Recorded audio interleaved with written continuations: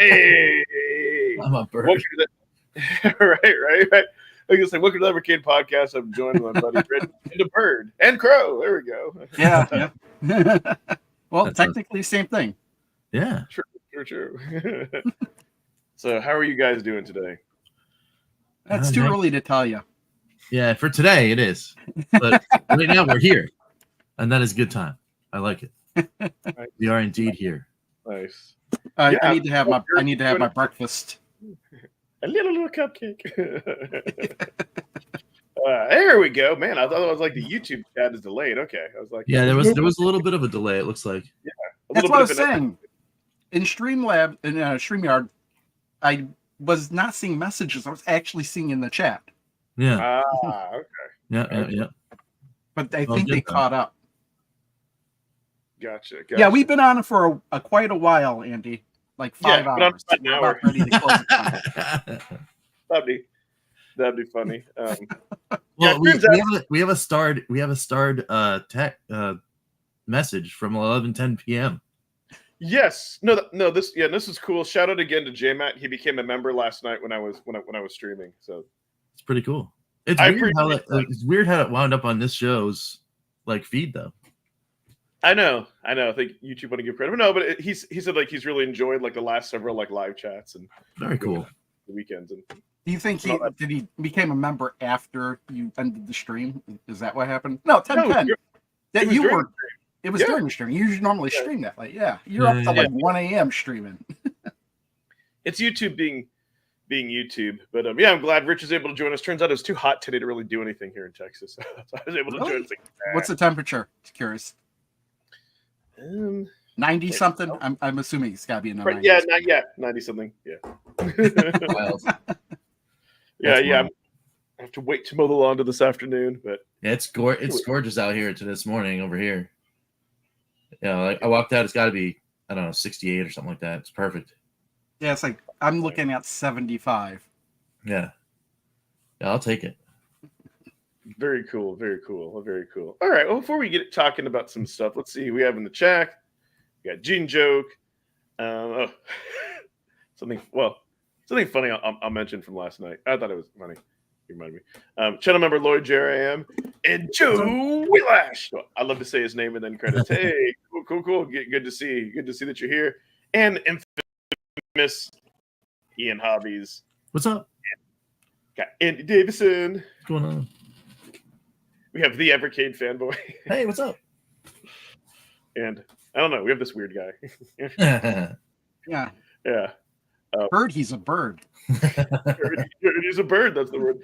No, so like I don't know. It's kind of funny from last night. I had actually forgotten onto this morning. So I don't know. So like those of you may know, like for my channel members, I did like that Mortal Kombat like video, right? Which is just kind of like my weird like interpretive like thing to like cardio exercise to it. And all that, and we got kind of talking. And the funny thing is, like Genejoke said that he wanted me to do like a karaoke version of like Barbie, of like I'm a Barbie girl. and it gets even better though. He wanted me to like sing the Barbie parts and like Katie's voice. Wow, like, the voice I used. But I told him I think that might be too much. That may be too much. Wow. It might be. But I told him, I said, dude, because you requested, I'll do that. But I'm like, you won't be able to watch it though. Unless like you join, and I think like his account is like a brand account. So I told him like just make an alternate account. But I said I'm like if one person like says they want something like that and nobody else says they don't want it, I'm like I said I would do that. That's fan service. What if I say I don't want that? So you not do it? You're not a channel member. You didn't say channel member. You just said somebody said. Hey, I'm a channel member. Yeah, that's true. Rich can tell me. I can sway the vote. He could. No, he didn't. I mean, where I like talk smack about him. Yeah, he might go back and watch it now. I tried to summon him. What are you talking smack about, Crow? Do you think the Evercade updates will be able to fix? Well, we talked a little bit about Crazy Burger made a video where he revived his Indie Heroes 3. It brought it back to life, and so. I mean, it is possible, but I think there could be some instances where, like, if it can't recognize what the cart is, that would be the only way it wouldn't be able to fix it. and if it can't recognize the cart at all. Yeah. Otherwise, if that's the case, I could still fix it. But True. That is true. Crow's cart flashing service. yeah, ever since I discovered it's like, oh, I could just make an adapter and just plug it straight into my computer. Yep. Okay, it works. And there you go. You can grab it and everything. Let's start off with some polls. I wasn't sure if I was going to be here, so I did talk a little bit about this last night. But what the hell? Let's see. I bring up so pretty much. I don't know this one. I just wanted to see if our viewers are pretty much up spot on with I think what we want, at least what I want. And I said in 2025, where should Blaze shift their focus? 80% said license and games, right? That seemed to make sense. Yep. That's only 5% said online play and leaderboard. I was shocked at 3% of the people they wanted more consoles and hardware. And I would have thought maybe more would have had getting a big IP, but I think maybe they were thinking that they may not be able to get a big IP. That might spend too much resources on doing it. And so if you're saying they should shift their focus, where do you think their focus is now? All over the place. Well, I like that. How come there's no option for they shouldn't shift their focus? Well, there's other. There's always something else. Something else. Something else is still something else. Yeah, you can pick whatever you want. Clarify, clarify in the comments. Put what you want. People are like, yeah, they would just release games and no hardware, and more arcade. Yeah, more arcade. My God, more arcade. Definitely.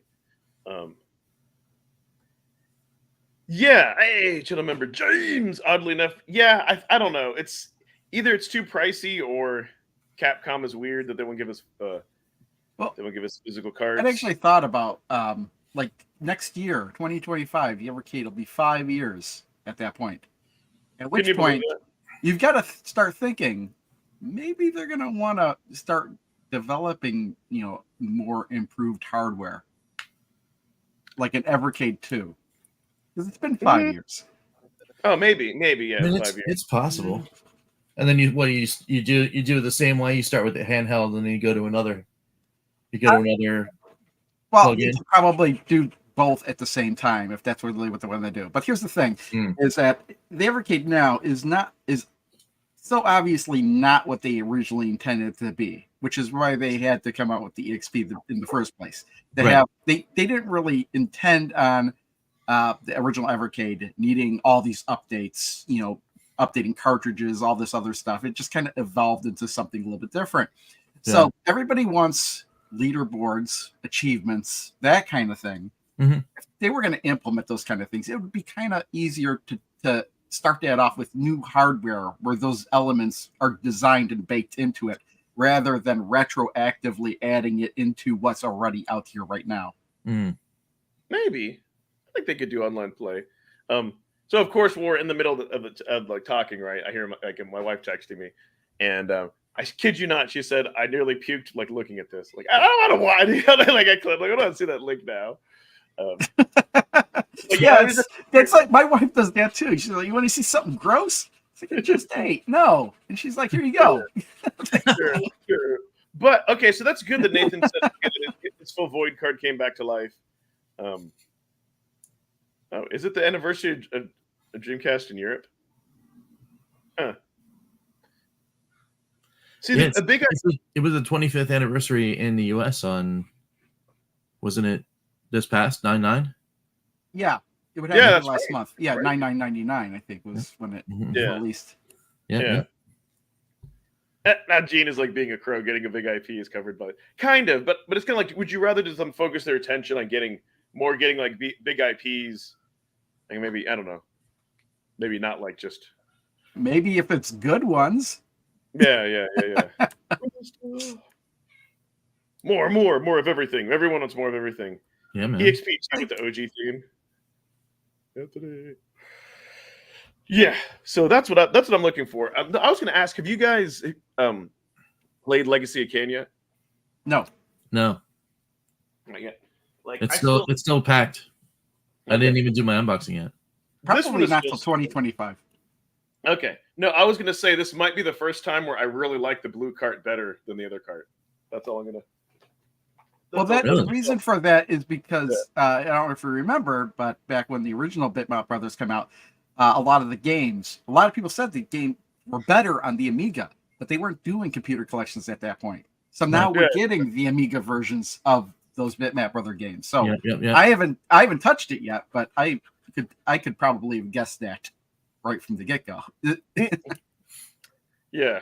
I might. I think the problem was, and I'll be honest, I think like people overhyped it because they're like, oh, it's like more like a Zelda, like or it's more like this, or it's like Diablo. No, it's nothing like that.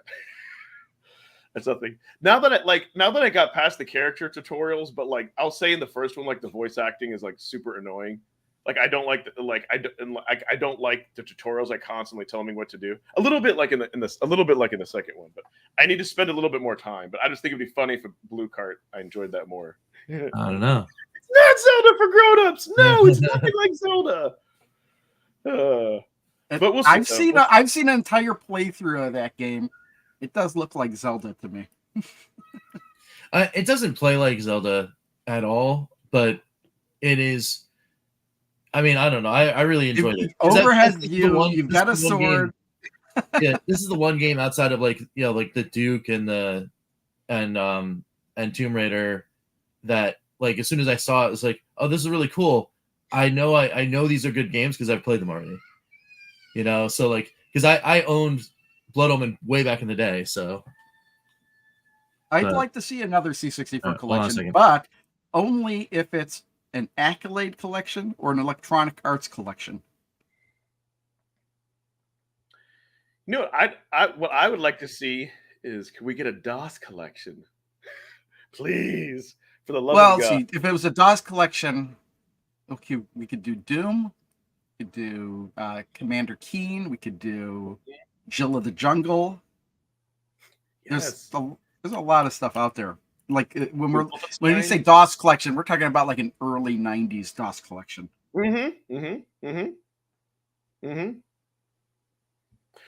I've heard people say that it's abandonware. Was it abandonware?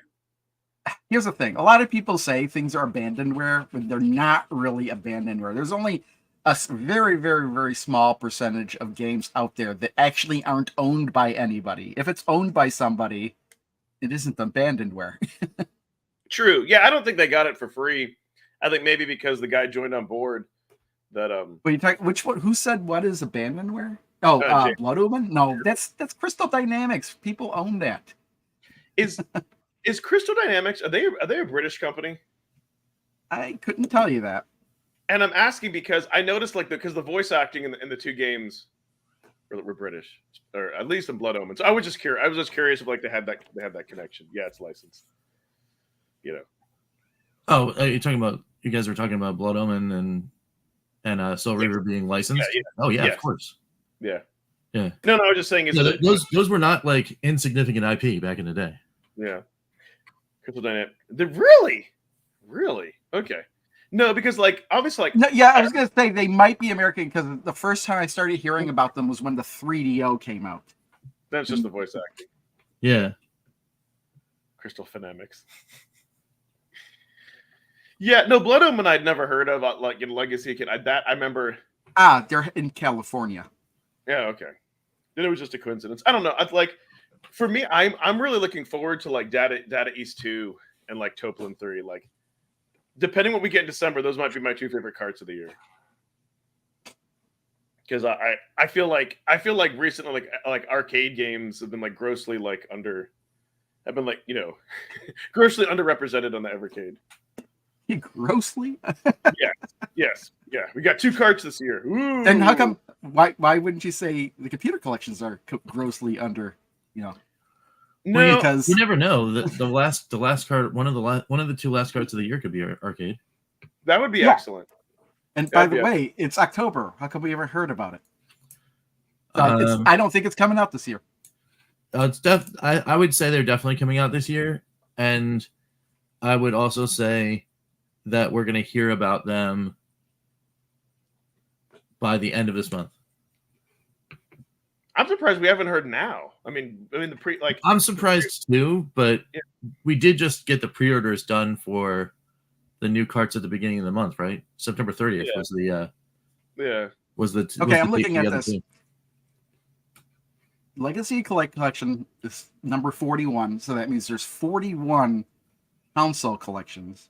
Mm-hmm. Data East Arcade 2 would be the 12th arcade collection. And Bitmap Brothers Collection 2 is the 8th computer collection, which means the computer collections are the most underrepresented. No. But yes. But what I'm trying to say is that like I'm tired of like what do you want to call like rent like I guess like rental collections. And here's what I mean. I love discovery and I find something new, but like this was great, right? And then like something like Pico and like Thalmos, like I lump that together. Like I kind of lump those together. Here's the problem. I'm actually so far I'm enjoying Tomb Raider more. The problem, and I was kind of afraid of this because of the delay from July. We have two similar type of games coming out just a month apart that kind of go on exploration, solve puzzles. Yeah. And that's which two games are the same? Well, I think type. Yeah, I think Ed's saying that Tomb Raider and Soul Reaver Blood is kind of like they're the same kind of like exploration puzzle solving kind of like sort of genre. Like obviously Tomb Raider is a little more action oriented, but yeah. And then we get these. I honestly feel that this is just again just me. This lineup feels like Sean and Ryan like went to the pub and everybody had a couple of pints and they just took a dartboard and they randomly put these on the dartboard and they said, "This is how we're going to do this. This is how they're going to do this year." Like, you know what I mean? Like we have something exciting, not as exciting, exciting, mystery, not as exciting, super exciting at the end. That's, and then if we look and then have to bring up, of course, I'm going to compare it to 2023, but like it was just so much better. I don't want to. I'm not saying that. So here right off the gate, two of these collections. Although Team 17 ended up being good, and then another purple Pico again, double Pico actually. Yeah. And good. That was good. Not as good. Really good. Really good. And then this part of the year just destroyed, right? From October on, that was awesome. Like that was. Oh, you are missing a couple things on this because it only starts in April. You're omitting the two releases that were released, and Commodore 64 Collection 2 wasn't released in April. That was released in 2023. C64 Collection 3 was actually released in February. Yeah, well, this is 2023. This is Blaze's official thing. Oh, yeah, okay. I thought this was still 2024 we were looking at for some reason. No wonder it didn't look right to me. Yeah. I didn't have to do their job this year. But no, so that's like this was like the level of expectation. And like to me, like the Duke Nukem 1, that blew it off the charts. Like anybody who gets an Evercade, I'd recommend buy this collection. That was just so good. And same with Astro Bros. Good Boy Galaxy 2. I just haven't gotten into that. But you notice this cluster, and then they balance the Dukes together. So that's what I like. I'm like the previous year, and then notice we still have I know what you're saying earlier, Crow. We have more, we technically have more blue cards. But look at I'm kind of going by release. Look at this 4 blue and then 2 purple. Come on, it's sad. Well, not really, because if you go back the previous year, wasn't this the first year we had? No, it wasn't the first year we had computer collections, obviously. But when did we? 2021, I think, was the first year we were starting to get blue cards. So you have to let computer collections catch up. Well, I think the reason why we have they're a cheaper, easy license, right? I mean, and what are you basing this on? Well, think about it. I mean, it's kind of like if you look at it's Sega or you look at Capcom, they're still actively making games. People are still buying them. Those C64 kind of falls into the indie dev category where they're wanting to get other than the mini console. No one. I would. like, are you just saying that games that were made in the 80s are considered indie games now?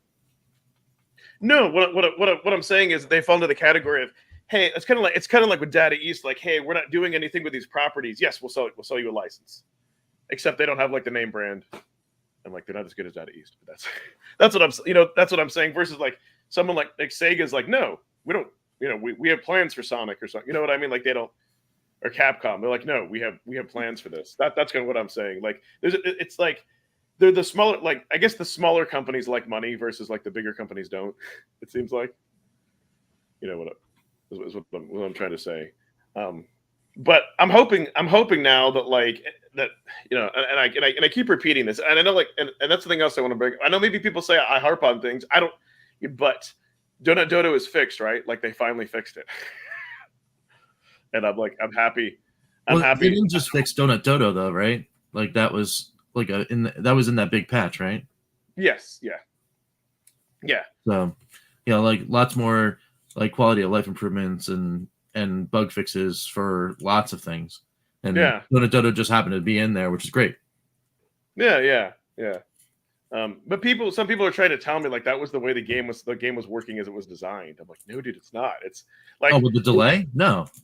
Yeah, we already knew it's that. Obvious. Even if you had not played it before and that was your first look at it, it that just did not seem right at all. Like, why would it hang there for that long? Well, that's what I was saying, and it didn't do well.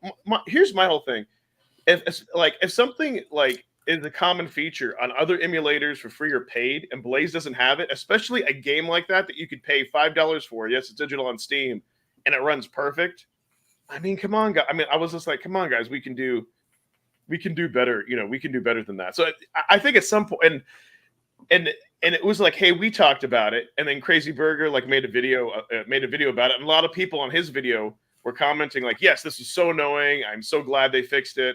So it's like the community was aware, was aware of it. Like I wasn't the only. What I think is funny about it is they fixed it just after I'd kind of stopped playing it, and I'd probably not play it again. Yeah, I know. That was kind of the problem. Looking forward to the alpha. Well, that's cool. But yeah, I just kind of feel like this year was very random. It's like let's sprinkle. Let's try to get into the arcade. We'll continue Super Pockets. But just by like I said this was the easy year for them to not have to focus much on licenses. Pico they already had, Sunsoft they already had, Bitmap Brothers, and then C60. That's easy enough. And then this they got from Crystal Dynamics, and then luckily they already had these relationships. So I think licensing they didn't really have to do much. They just already had existing relationships.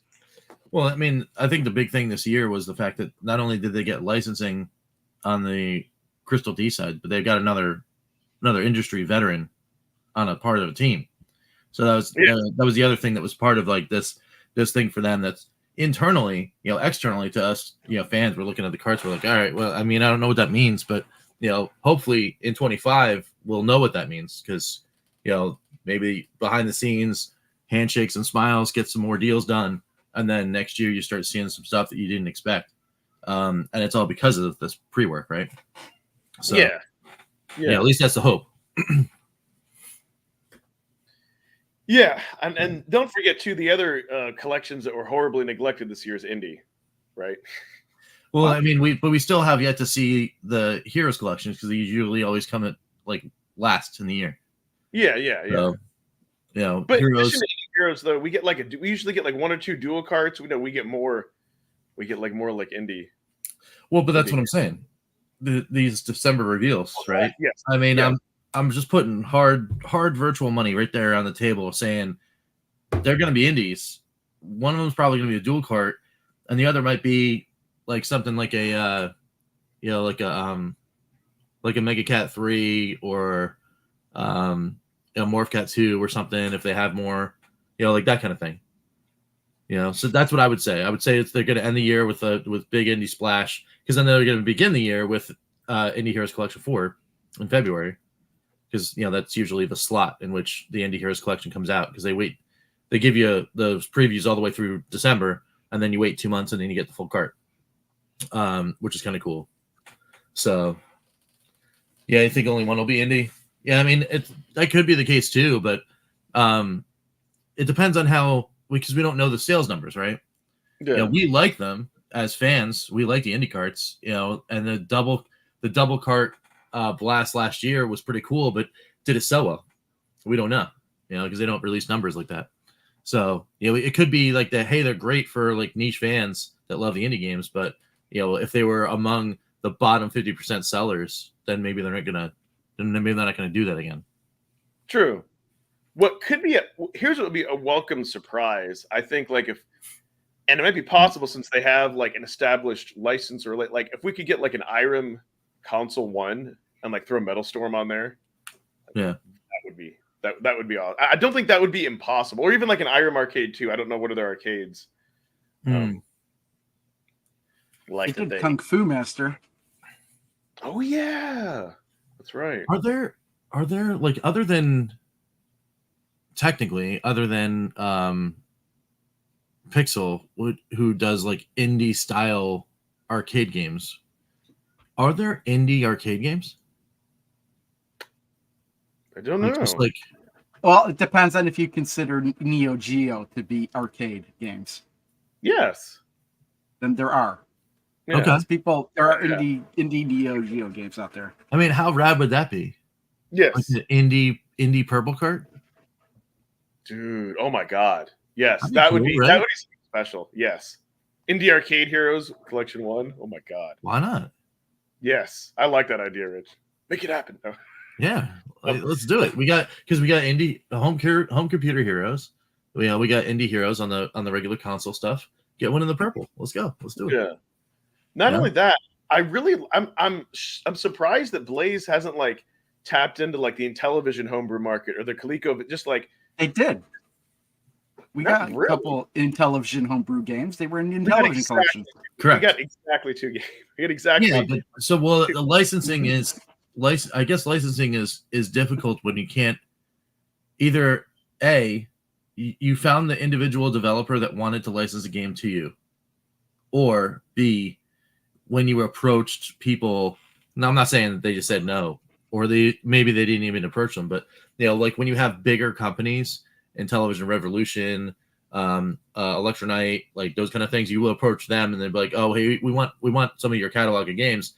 Maybe that deal wasn't, you know, acceptable on one end or the other, and that's why it just didn't get done yet. It could be. But I would say that's like, I could easily see later on an Intellivision homebrew heroes or something like that coming out for sure. You know, I could even see Atari coming back and having an Atari Age collection. That you know okay, you read my mind. That's what I was gonna see. I would love that. Atari, yes. Oh my god. Yes. That would be freaking amazing. Can't believe Blaze System. Oh, you're talking like Master System. Yeah. I don't know, John. I think that's kind of. We've only seen one Master System game on the original Bitmap Brothers collection, and that's been it. I'm surprised we haven't seen. I'm really surprised we haven't seen more. That was Speedball, wasn't it? Yes. That was I don't know why they picked that version. That was like the worst version of Speedball.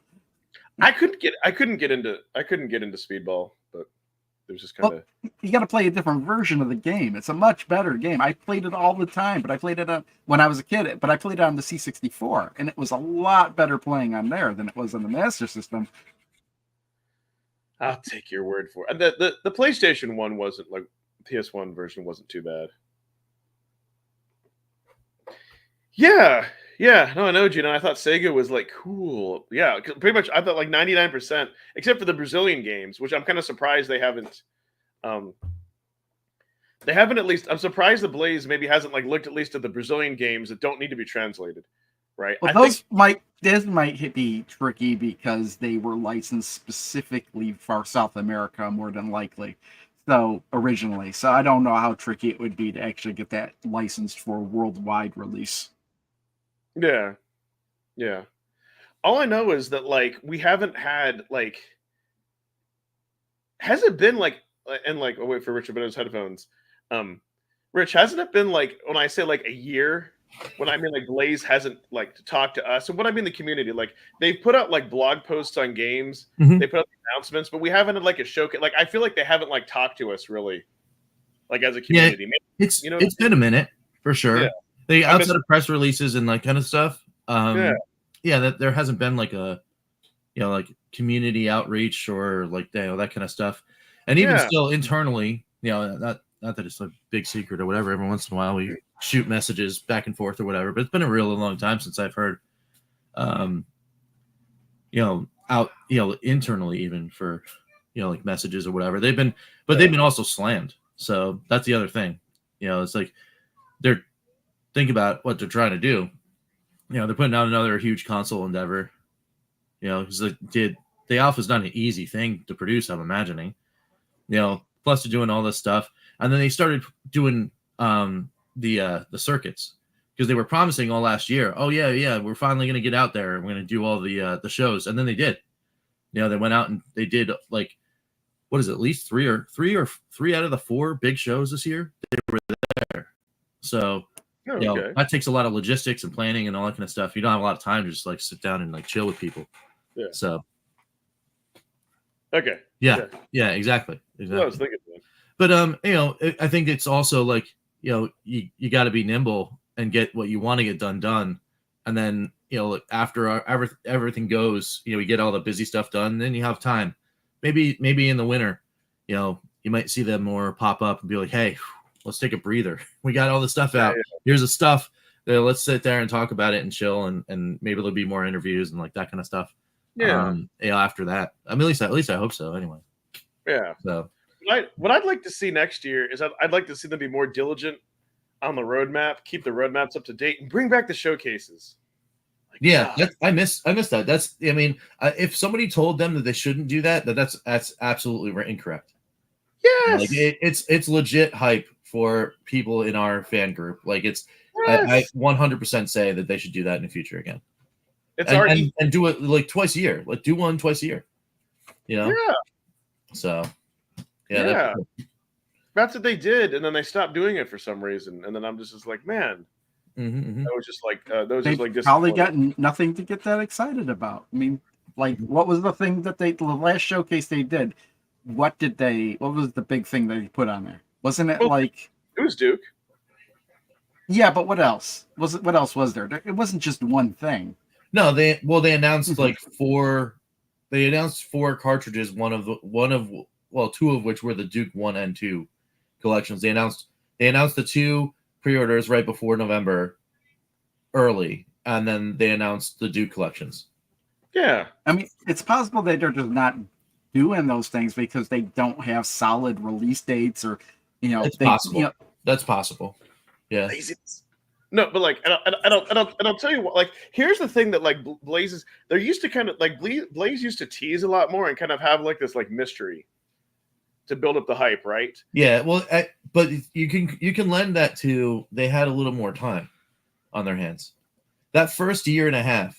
Yeah. Yeah, they were working on the VS because we didn't know, but they were working on the VS. Yeah. But that first year, I mean, they had already put out their hardware. The hardware is done. They're doing the licenses. That first year was just the 10 carts that were coming out. They already had those in the can. So they had enough time to mess with us. Do all the viral things and like do all that. That's fun. But that's fun when people have time. That's the thing. I've been learning this lesson, by the way. Yes. I'm speaking from experience.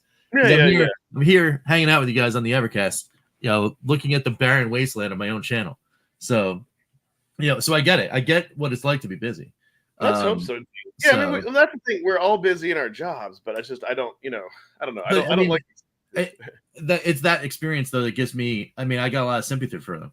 Because it's like I've never been this busy personally and professionally ever. And it's like, wow, I don't know where this is coming from, and maybe they're feeling that too. So Yeah. It could be. But here's what I would have liked to see, because like they kind of set the tone. They hired an actor. How cool would it have been if they hired like an actor to play Lara Croft, and like they teased kind of the same thing, and you had like the actor go out with like her double guns, and I think that would have been cool. And they could have even done the same thing with Legacy of Kain. Like they could have talked about that, and they could have just said things like, "Play the game the way it was meant to be played originally with improved controls." I can't do a good English accent. Oh wait, you want them to spend money on something that you were already going to buy, even if they didn't do it? Like that I was going to buy, but maybe not like, but not necessarily like a lot of PC gamers out there, right? Like that's the market they should kind of like that kind of market, they should try to be like PC. I see what you're saying, Ed, because that promotion for Duke was pretty spot on. Yes, he was pretty good, and it got people talking about it. That's out of this box. Exactly. We got people talking about out of our box. Like I saw a lot of like YouTubers and like TikTok or whatever. People were talking about that trailer because they went that far with it. So like I get it. I get that, you know. But again, I'm gonna go back to that number one resource. And that's time. I just don't think they had time. Well, that's why I think RMGB TV right here saying, you know, perhaps they should hire a full-time community manager's jobs to make YouTube content and interview developers. Yeah, sure. I mean, I can guarantee you right now, Sean doesn't have time for that. Not right now. We do. I'm kind of surprised they wouldn't have that already, because I know other, companies that like have somebody specifically like that have contacted me. So why wouldn't they? Right. They might actually have somebody like that, and they're just not doing that good of a job. No, right. But here's I mean, they've got internal people too. You know, like they got Blaze Pete that does all the blog writing and like that kind of stuff. I mean, maybe he's working on stuff on the side, but you know, listen. Yeah, like I said, maybe they just don't want to hire somebody like that. Maybe they're actually. They don't have the money just to splash around on something like that. I can't speak for you guys, but if they said, hey, if like they reached out to me and said, hey, we'll arrange this. We want you to interview this guy. Here are the list of questions. You cannot deviate. And even if they said we want to see the final cut, I would be like fine with that, right? Like that's what I'm like. There's people like myself who would be willing to have that opportunity to get like the exposure and to be fun, and it wouldn't cost them anything, right? If they had like the connection, that's all. It's the disorganization and the plan. That's what's really difficult for me to see. Like, and yes, I do think they're doing too much. I think like Evercade Alpha maybe got other communities talking about something for a day. I think that like Duke got them talking about it long. I think they should have gone all in on the whole like EDOs, Lara Croft, Legacy of Kain. They should have focused just on that, and I think they would have. I think they would have been better off. I think they would have gotten more publicity. I think the advertising would have paid off more. Here's the thing, though. I don't think so. It's not like nobody can't play these games now already. The Duke Nukem thing was a little bit different. It was just an easy way to play those games in a way people had played them before. That's why people were talking, not because they had put out a trailer. No, but the reason Evercade exists, it's not because and I hate when people say you can play these games. Yeah, but what Evercade is selling you is an experience. You're able, for $20, you can buy modern retro games in 2024, and you get the packaging and all that. You may not be able to relate to that, but a lot of us, that's why we buy. I can't relate to that, but to me, it's just still not the same. It's not the same as it used to be still. So, I mean, to me, it's like when I'm playing it, I'm not sitting there with the manual out or anything like that. It's just not. It's a nice thing to have, but yeah. But there's the collectability. If I downloaded Tomb Raider and I played it on my Steam Deck, right? There's no ownership. There's no cool official license thing. You know what I mean? Like even with a physical game, there's a whole thing. Like you might own the cartridge, you still don't own the game. No, but you do though on physical. No, you don't. You technically do not own any game you've ever bought. You own the media that the game is on, but you don't own the game. You have it's not no, but I disagree though. You own it, but like even when you buy a DVD, you own it, but like it's for home use, right? You own the media the movie's on, but you don't own the movie. Or you own the license to use it. You're being pedantic. Yes, you have a license to use it. Yes, you're being pedantic. In digital content, basically the license is just an agreement that's digital. With physical media, the agreement is having the physical item. But my point is though, unless Blaze comes out like with a firmware update that's going to patch every single cart and nuke it so you can't play it, you can do whatever you want with that. You know what I mean? Like when carts go legacy, you can still play them. That's my point. Versus like if something gets delisted from a digital store, then you can. However, things get delisted from a digital store. That just means you can't buy it anymore. In most cases, you can still play the game. Usually, you could. I know Steam does that. Like you can still download it. I'm not sure if Nintendo. Nintendo, like, okay, but yeah, that's the thing is like Nintendo, Microsoft, or whatever. That's why I didn't really ever buy that much stuff on consoles, those digital platforms, because they were going to take those stores down eventually, and then you'd never be able to re-download that stuff again if you needed it. Yeah. But on the flip side, by if that much time has gone by, it should be easy enough to pirate it. Yes, well, that's what keeps things a little. But like people want to fish. Oh, so I guess Gina wants to know where do you stand on this topic? Right now? On the whole like digital licensing ownership kind of thing, or and owning physical media. Yeah.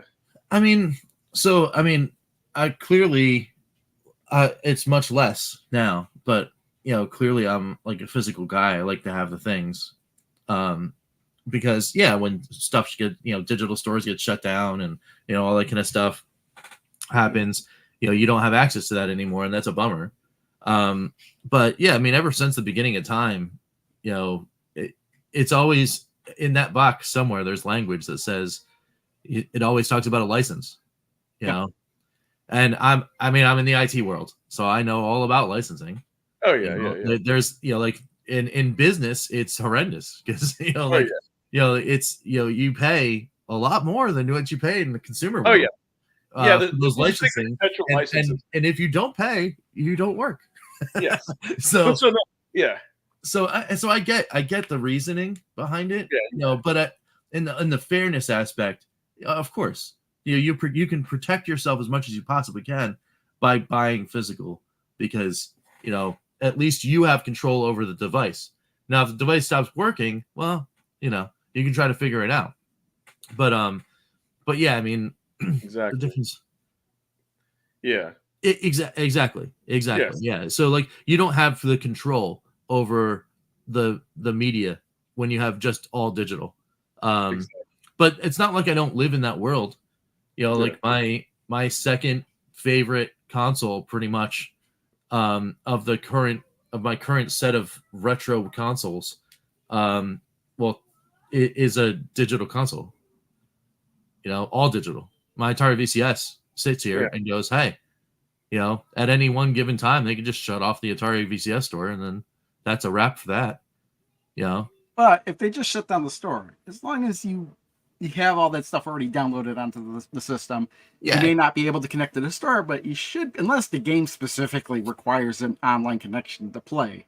Right. You probably be still fine playing those games. That's true. Yeah. That's true. If there's no server bound things, like your leaderboards might stop working or something like that. But then it's up to you to keep that copy you have. That's the thing about digital. Even though it's digital, it still has to reside somewhere physical. Yeah, exactly. Yeah, it's up to you to make sure you're doing backups or whatever. Yeah. Yes. So that's kind of the example. Like, I kind of think of it as like Steam or something. Kind of think of it as the equivalent of like a bank, right?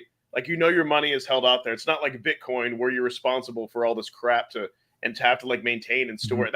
That's what I kind of feel like. If you've ever messed with, that's like the most complicated nonsense. But that's what I kind of feel like. You're like Steam. You have a service like, you can pretty much download anything. That's like why I got like the Contra collection for like $5. I'm like, hey, if I just want to download it and do plug and play, yes, I can load that up on ROMs, but it's it'll kind of always be there. And that's like, how much do you trust the companies? And I think like Valve is one of those. I call them Steam. Valve is one of those companies. Like, they have a proven track record. Out of all the big companies, they're the only ones that are not anti-consumer. Like, they don't make you pay for all these cool features and everything. Yes, it's a license, but it's like, hey, we keep adding all this cool stuff. We'll fix games. Like, they understand, like, without consumers, they don't exist.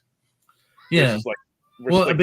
They do offer a lot of pathways for the developers to go ahead and do that stuff too. Yeah. Because it's not necessarily Valve that's patching these games. They're reaching out to the devs and allowing them pathways to get their stuff done easily. I didn't know if you knew this, but Nintendo's policy on digital games is that they have to, if the game is released digitally and physically, they have to have the same price. Yeah. Which never made any sense to me, because it costs them less to sell the game digitally than to actually make the game physically. Yeah. So I never understood that policy of theirs. Yeah. Well, I mean, it's actually it's almost like the reverse of the Apple policy. You know, I have no idea what the Apple policy well, is. so the Apple policy was when they started iTunes, you know, like they didn't go to a record company and be like, oh well, you know, you have to charge the exact same amount for your album, you know, digitally as physically. In fact, they went the complete reverse, which is, you know, like to try to like push people to do that. That's why you don't see CDs in stores anymore. Yeah, because they just made But ironically, you still see vinyl records in stores. That's true. That's very true. You know, but the that whole thing was they made it so convenient to just hit the button, and so inexpensive to hit the button. That was the thing. You know, and I think until some like they find that happy medium price point for digital, I don't think it will still have physical somewhere, because there's still going to be a push from the consumer to do that. But when that crossover happens, when they find that like that magic price point that people are just going to hit the button over and over again for their games, it's going to be over. You know, and we won't have to have this argument, because they'll just stop making the discs. You know. Well, yeah, and you know what's funny? You said that no CDs, and what blows my mind is Best Buy doesn't sell movies anymore. Yeah, that's the thing. It was wild to me. You know, like, which is like, well, that was why I was going to Best Buy. So I have absolutely no reason. That's absolutely right. True. Very true. Because you go there for a tchotchke or whatever, you need a cable, and then you go in their movie section and be like, oh, sweet. No, I would go there to look at their movie section, because they used to have exclusive Steelbook editions at Best Buy. Yes. It's like, you don't have those anymore. Why would I walk into a Best Buy now? There's absolutely no reason for me. Uh-huh. Yeah, no, yeah, it's pretty wild. And to be honest, some of that digital stuff is kind of annoying too, because when you don't have a big giant thing like a Best Buy that you can get, you know, hundreds of movies at or whatever, you go to try to do all these streaming services. I belong to like 5 of them, and like every once in a while there's that movie, you're like, oh yeah, I want to watch this movie. It's got to be on one of them. It's on nothing. And you're like, what? You can't even buy it. I got a movie recently. Yeah. I had stopped buying Blu-rays for a really long time because I got really mad that I couldn't get a copy of a movie, a steelbook of. It's like, fine, I'm just not gonna buy movies anymore. And and then I happened to see they had reissued it like recently, and I finally got it. It was Spider-Man: No Way Home. Oh, okay. I wanted that. I wanted the steelbook. It's like, fine. You're not gonna sell it. You don't have enough copies for me. Fine. I'm just not gonna buy Blu-rays anymore. But man, steelbook movies, oh my goodness, they're so expensive now. They're way more expensive than I remember. Yeah. I pre-ordered Deadpool and Wolverine steelbook on Amazon. No, I bought it on Walmart because it was cheaper on Walmart than it was on Amazon. Yeah. You know how much it was? No. How much? $55. What? It was It was $65 on Amazon. That's insane. Yeah. Yeah, it used to be like, you know, the movies were $20, you get $5 extra for the steelbook. Yeah. Yeah. That's wild. Yeah. So, yeah, I made an exception because it was Deadpool over Wolverine, but I'm not going to be buying a whole lot of steelbooks like it used to. Right. Yeah. Wait, when does that come out anyway? The 22nd, so 10 days from now. The reason I know that is because I'm putting out a video next week that's kind of related to that release that somebody had recommended and I thought was a good idea. I'll get to that at the end. Got it. Wow, that's pretty cool. So, before it gets too buried, someone mentioned there's only one more movie I know I'm going to buy on Blu-ray, and that whenever it comes out, I got to buy Hundreds of Beavers. One of my favorite movies of all. Hundreds of Beavers. That sounds dirty. Sorry. There are literally hundreds of beavers in the movie, but they're all played by people in beaver costumes. Wow. It's the best movie. It's one of the best movies I've ever seen. That's great. Oh my god. Wait, where is it? Did it get buried that much? Hey! Check it out, Dan Mastic. Renewed his membership. 11 months. Best beat 'em up game ever. Oh my god. Dan, you know what? Dan's been with us in the community for like a long time, and I know he was one of like the earlier supporters of my channel. Yeah, man. And all that. You know, that's a hard one to say because I haven't played all the beat 'em ups that have ever been released, and one of them that I really liked, I haven't played a whole lot. But I might want to say maybe Scott Pilgrim versus the World. That's a pretty good one. Hmm. That's a pretty good one. Of all. Beat 'em up, huh? I don't know. I'm still partial to like, all those like the great Konami ones.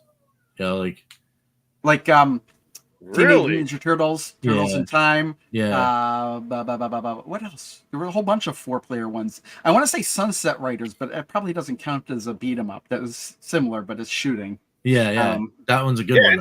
Yeah. But it's like that and like Simpsons and like Simpsons. That's what I was thinking of. Like, you know, it's funny. Earlier this year, I went to Galloping Ghost, and my mom was there, and she played through the entire Simpsons game with me. Oh, nice. Believe it or not. Wow, that's awesome. I mean, I've had great experiences with like X-Men and Teenage Ninja Turtles, but no, like definitely, Streets of Rage 2. Because that's like I love the Streets of Rage genre, but Streets of Rage 2, that's like the one I keep going back. The tough choice. You know what's funny is the only Streets of Rage game I played was 4, and that was pretty good. I just haven't played that one a whole lot. You grew up on a different planet. So if we go best Evercade beat 'em up game ever, I believe that honor though goes to What a Margin. Yes, 100%. 100%. Really? I don't know. I wasn't too fond of that one. I'd actually prefer Final Fight. To be honest, it's one of the reasons I like Final Fight. Yeah, Final Fight's great, but I don't know. It's just so wild that game. Like I'd never heard of it before. There's like total discovery. You walk in there, they got all the cool like power up things. Yeah. Like the screen with it. Oh, you know what? I know exactly which one I'd pick. River City Ransom. Oh, River City Ransom's pretty good too. Yeah. Actually, I need to go back to. That is a pretty good one. I was almost gonna say like Double Dragon 2 for NES, but no, but like Streets of Rage. Oh yeah, 64th Street. I like that one. I remember playing that like it's in the emulators because that was like at the top. So every time I'd go through the list, I'd always wind up playing it. But it wasn't until I was on the Evercade I discovered the whole point of like throwing people into the background. I was like, oh, this man's way better than I thought it was. Yeah, 64th Street was pretty good too. That's surprisingly fun. I forget when I put in that card, I had ended up playing through the whole game. I didn't mean to. Yeah, but So again, before it gets too buried, I want to go back to 11:33 a.m. Go for it in the chat, where Gene says, "Yeah, it's been good to see the Super Pockets arriving with people," and that's true because I've seen some pictures of Super Pockets arriving in hand. When did those get released? Well, apparently they're not supposed to release until the 22nd. Of October? Yeah. So, then I'm on Funstock right now. Estimated shipping date 22nd October. Yeah, Funstock. They're like, oh yeah, it releases this date, and then they'll ship them out like 2 weeks early. Okay. Yeah. Well, I don't think I have a shipping notification. I can actually go into my account and see how many unfulfilleds there are. Actually, I can't because some of the unfulfilleds are, they're like dupes. They're like, oh yeah, it's unfulfilled, but you already have it. Like they just didn't they didn't say that I actually got it. There's like seven or more orders that I already have them, but Pete has a review up. Yeah. Of water margin? Is that what you're talking about? Of a supermarket? Yeah. Oh. Yeah, Pete also put up a video of his limited edition coming in. Oh, well, where's my limited edition? Although the thing is, it's the exact same hardware, and I doubt they've changed the D-pad, right? No, that's probably exactly the same. Yeah. I didn't buy it because it's like I bought the first two because out of curiosity, really. But I didn't really I know I wouldn't really play it that much. No, and I didn't buy the Atari one because it doesn't have the right D-pad for it, and Atari is too small. It doesn't have the right resolution to be able to play like Atari on it. So it's like I don't know what you mean by that. What's not the right resolution for Atari? Okay, so I put in like Atari Arcade 1 into my Super Pocket. It's too Atari games weren't like made for that small. They didn't adjust the resolution right. Like it looks too small. Is it just some of the games? You're just talking about some of the games, right? Well, Atari Collection 1. Atari Collection 1. I mean, Not, but the main thing is the D-pad though. Like for me, they're unplayable. Like try to play Food Fight on it.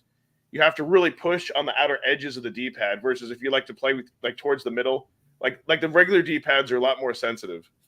I don't know. I just play with an arcade stick. Well, there you go.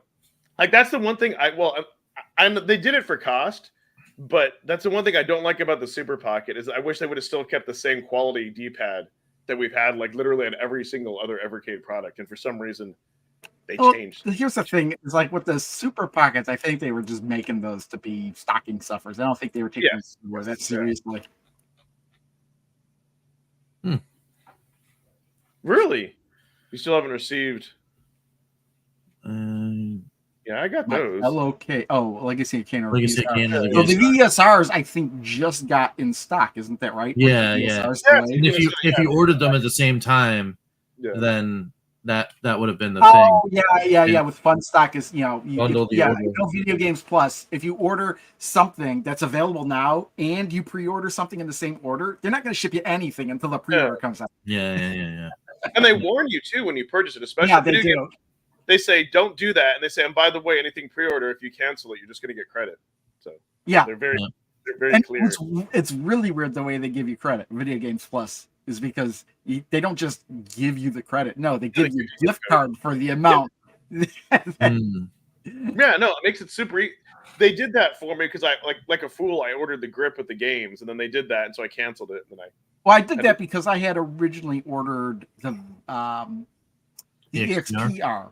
Yeah. The XPR. And then when the Alpha was announced, I was like, well, I'd rather have that. So I canceled the XPR. I had to cancel that whole thing. But I still had to reorder the Tomb Raider collection that came with it. So I had to cancel two separate. Because I had ordered the Thalamus collection separately too, because they were released together. So I had to cancel both those and then rebuy Tomb Raider and Thalamus as a pack. Oh, the other thing I forgot to say about Legacy of Kane, you watch the video, and this, I don't know, this really soured me on my first playthrough. So I'm playing it, trying to get through. There's the annoyances of like the voices and all that. And then when I went to do a save state, the console like locked up on me. And so that which one? For Thalamus? Legacy of Kane. Yeah. Oh, Legacy. Legacy of Kane. PlayStation. The PlayStation and the Amiga games sometimes have weird issues saving. Yes. I found, especially with like the Amiga ones, if I'm saving and reloading really quickly, it has a tendency to get locked up and I have to reboot. But I still, it doesn't lose my save or anything. It's just a weird issue. This one it did though, like, and that's what luckily I had one just before that, or maybe it kept it. I don't know, but it was just annoying. It was just kind of like another annoyance on top of annoyances. It's possible because of PlayStation's virtual memory card emulation for all emulators. I've never had that problem though in other systems. I wish I could say that. That's what I know. I've had it happen. I've had it happen on other systems for me. And this is part of the reason why I think even now they're probably working on a successor to the Evercade, because they really never intended on emulating this stuff to begin with when they designed the system, I think, when they designed the platform. Yeah. So I think the only way they can really fix these issues is to, rebuild it from scratch. Well, yeah, you can actually tell that because the original Evercade didn't have L2R2. Yes. But there's and if there's an Evercade, they'll have an analog stick built into it. That'll have to have an analog stick built into it. Yes. From the beginning, though, Blaze has said they wanted to do like from the Atari up to the PlayStation 1 era. Like that's always been their goal. The problem was, and you guys remember, there was at some point where they completely changed the way they did their programming for Linux. They switched emulators, and that really made it more difficult for them. And then they finally got things back on track. And then yes, the VS has more storage space. So I'm not going to give them excuses on that. Once the VS hit, they should be able. A new console isn't the answer. Blaze getting their act together is the answer. Like, I'm sorry. That's the answer. I know. It's the reason why I'm rebuilding databases from scratch. But they could still rebuild it from scratch. There's nothing wrong with the VS and EXP hardware. There's nothing wrong with that. They'd have to completely redo the OSs, I think. Yeah, I think that's the some of the limitations that they ran into was once they started adding all those other things, it's hard to have a limited OS and then bolt on things. You know, Yes. you'd have to do a complete redesign. Yeah, they'd have to bulk up the hardware. They could probably go a little bit further than the PS1 era, but then also build in these things like leaderboards and achievements and whatever else everybody else wanted. Analog support, which we finally just got, which I haven't tested out. But they could do it, but they'd rather spend more money on new hardware so they could make more money. That's what it is. That's what it is. There's that too. They're going to make more money by selling more hardware. Yeah, which is why I almost don't doubt that they're already now working on a successor to the Evercade. Yeah, they probably are in the back, but I really hope though that like, and I'm fine with them doing multiple things, but like their track record, they have trouble doing that.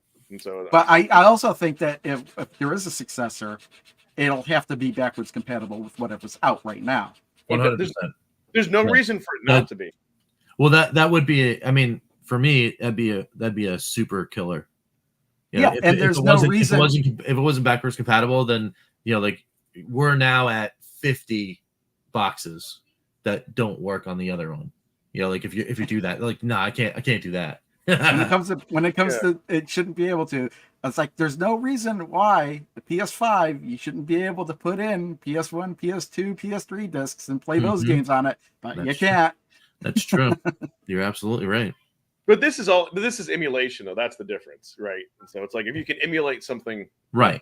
Yeah, they already have it set up. They can put it, Yeah. Well, even with emulation, they just want you to rebuy the games digitally with PlayStation. It's like, oh yeah, you can play your PS1 games. You just have to buy it from the store. Well, yeah. Well, when you're the big company that owns not only the hardware but the IP, then yeah, you get to play those games. But it's like why would I buy a PS5? I can't even play PS1 games. Yeah, I would see them making it backwards compatible. They would do that because then, especially for the handhelds, like really, would you want to bring two handhelds with you? You want something to play your whole. That's what I think you would wind up. Yeah, I don't think that they would use the same cartridges. Maybe I don't know. I would say as a matter of convenience, as long as they could, I think they would. Because like this design is. Like it's not terrible, and you could get the only thing would be if for whatever reason you couldn't run, say they wanted to go above PS1, right? And for whatever reason on a 30, whatever this 32 pins, whatever, like if if it just won't support the data transfer or something like that, the data transfer rate, that'd be the only thing that I'd be like concerned about. Well, I don't know if you were here when I mentioned it, Rich. You probably weren't. But you're talking about the carts that they're using right now have 32 pins. I think so, yeah. Because isn't that the whatchamacallit? It's the same pin layout as the Game Boy Advance. Correct. Yeah. It actually uses exactly the same slot as the Game Boy Advance. Mm-hmm. However, the Evercade cartridges are only using 8 pins. Really? Yeah. You can if you took apart a cartridge, you'd be able to see it, but. That's why I was able to make an adapter so easily, is because it literally is just an SD card. If you look at an SD card, the standard ones have 8 pins. That's right. So all you have to do is remap those pins to an SD card adapter, and bam, you've got your adapter. Got it. Theory, there should be no need. I kind of agree with John on this. Like that's kind of my whole point. Like. There's so many of this in the 8 and 16-bit era that we haven't even scratched the surface. Yeah, that's true. I mean, and there's tons more absolutely for sure.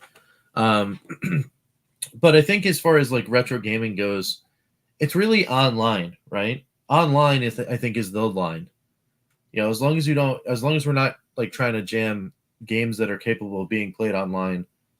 The Evercade. They don't need to, but if they want to add all these new features, rather than jerry-rig them into what we already have, it'd probably be better for them to make new hardware that has those capabilities right from the get-go. Yeah. But the VS does, though. That's like why I thought they had a wireless NIC in it. You know what I mean? Like not just. Well, it's wireless just to be able to update it. Yeah. Really, that's why the wireless exists. Is because that's why the original Evercade didn't have one. They weren't expecting to have so many updates. And it was kind of a pain to update that because you always had to plug it into your computer or whatnot. So the whole reason the XP and the VS have wireless is so you can update it. That's the only reason that wireless is there. They could do more with it though, right? That's what I'm like. It's there. Like they could. Again, I don't know. It depends on how that was implemented into that system. But it's more like the infrastructure that they have to decide if they want to do leaderboard. I mean, it's like that's what like arcade one-ups have like NIC cards in them to update them and to do leaderboards. Like they could. If you think about it, the wire when you're using the Wi-Fi, it's not constantly connected to the internet. It only connects when you want to update, or when it checks for an update when you turn it on. It's probably just not constantly on. I don't know. I think it is because when you. Why would it be? What purpose would it have to be complete on all the time? To show you when there's new updates. I mean, there's no because all it has to do is check when you turn it on if there's an update, and then if you turn and then after maybe it checks, it shuts off, and it doesn't turn on again unless you say yes, I want to update. I think they did that on the handheld because usually when you want to connect, like it times out like the first time, and maybe like it has to wake up. And I think they're just using pretty much almost exactly the same thing on the VS as they are on the EXP. Now, what's interesting is because Ryan even Sean even said himself they could easily do QR codes, and I'm surprised that they could make the app be on your phone, right? It may not be ideal, but it would work. Yeah. Well, here's the funny thing: is they would just be taking that idea from Audacity Games. Yes. Yep. But then again, it's like the QR code you'd have to be able to log in to be able to do that. Yeah. Because the QR code would have to be able to link to your account somehow. Sure. That's how the ones from Audacity Games work. You submit the score via QR code. It knows who you are and what the score is. Just throw a server online. I wouldn't. I mean, but they don't. But there's no way to log into the Evercade right now. There's no accounts. Right. Well, that's why you have a phone app. But that's like I guess what I'm saying is I would have rather them send the R&D development spent on the phone app than the Evercade Alpha. I think that would have had more community engagement. No, I'd rather have the Alpha. I don't know. By having this phone app and doing things separately, you're just making things way more convoluted. Remember when Nintendo tried to do the voice chatting thing through the phone? And yeah, it worked, but a lot of people were like, why can't you just do it through the system? Right. Yeah. Yeah, but I think maybe people of a certain age might. I don't know. Like it's not really like a big deal. Nobody. I didn't see anybody saying that was a good idea what Nintendo did. Oh, if Blaze did the same thing with the Evercade. Oh, you need to use this phone app, or you need to use QR codes. They're like, well, wait a minute, why am I jumping through all these hoops to submit scores or whatever? Really, I mean, like, it's not really hoops like Stern does that. I think like just you and Pete would complain, and a couple people in the chat, and I think most of the community would be fine with it because it's not that. I think most people wouldn't be. We use. I think more people would be complaining about it than saying, "Oh yeah, this is a good idea." I don't know. Like Atari did that, right? You scan in the QR code. You know what I mean? Like some games. Like what do you mean Atari did that? When did Atari do that? Or like Activision or whatever. Like some Audacity Games. Audacity Games, yeah. But that's because it's running on the 2600. Yeah. The console that was made before the internet even existed. Yeah. But that's what I mean. It was really cool though. But Stern does that too, though. Even though that's like connected, you have an app. Yeah, but here's the thing: I could go to Galloping Ghost and play their Godzilla machine, and since I scanned the QR code into the machine, it's submitting. It's logged into my account. That's a pinball machine that many people are playing. Yeah. And you just need the QR code to log into it. It does everything else after that automatically. Yeah. I think see, that's what I mean. Like it kind of gets into old man territory where I shouldn't have to adapt, and they should believe me. There was like some fools at the beginning that said Evercade. They were arguing with me. They said Evercade console should never require any firmware updates. You should never have to update anything. And I was like, really? I could see that argument when they originally released it, because it doesn't seem to me like it was ever intended to receive so many firmware updates. I don't know. I disagree, because I mean, that's why when they came out the XP, that's why they made it wireless, to make the updates easier. It was still easy, to be honest. It's just there were a lot of people that wouldn't follow the directions. There were people that didn't that was a pain for. A lot of people don't have computers like we do these days. My wife doesn't have a computer. She uses her phone. She wouldn't be able to update it, and without my help, at least. Yeah, most people have like Super Pockets are a great example. Like they're super easy to update. You know what I mean? Or like you have a work computer. Like that's like we don't. But like, I've never had the need to update the Super Pocket. There was that. No, there was the Super Pocket was there really just to play the games that were already on it. The Evercade stuff is kind of a bonus additional thing, and most of the cartridges, as far as I know, just work on it anyway. The only time you would need to update it is if you happen to want to play a game on it that just doesn't work for whatever reason. Yeah, I think the problem when people say like, don't have updates, they were thinking that like, hey, this isn't emulation. We're at, a device is, and even like Analog Pocket, like they still have like updates and all that, and it uses real cards, and I guess technically that's emulation, but it's just like, yeah, it's just weird though. Like I just kind of think that's that's fun, like because if you could never do updates, that limits the growth of the device. What you could. Well, yeah, that's what they had really intended. That's like, right. They never really intended the Evercade to be updated.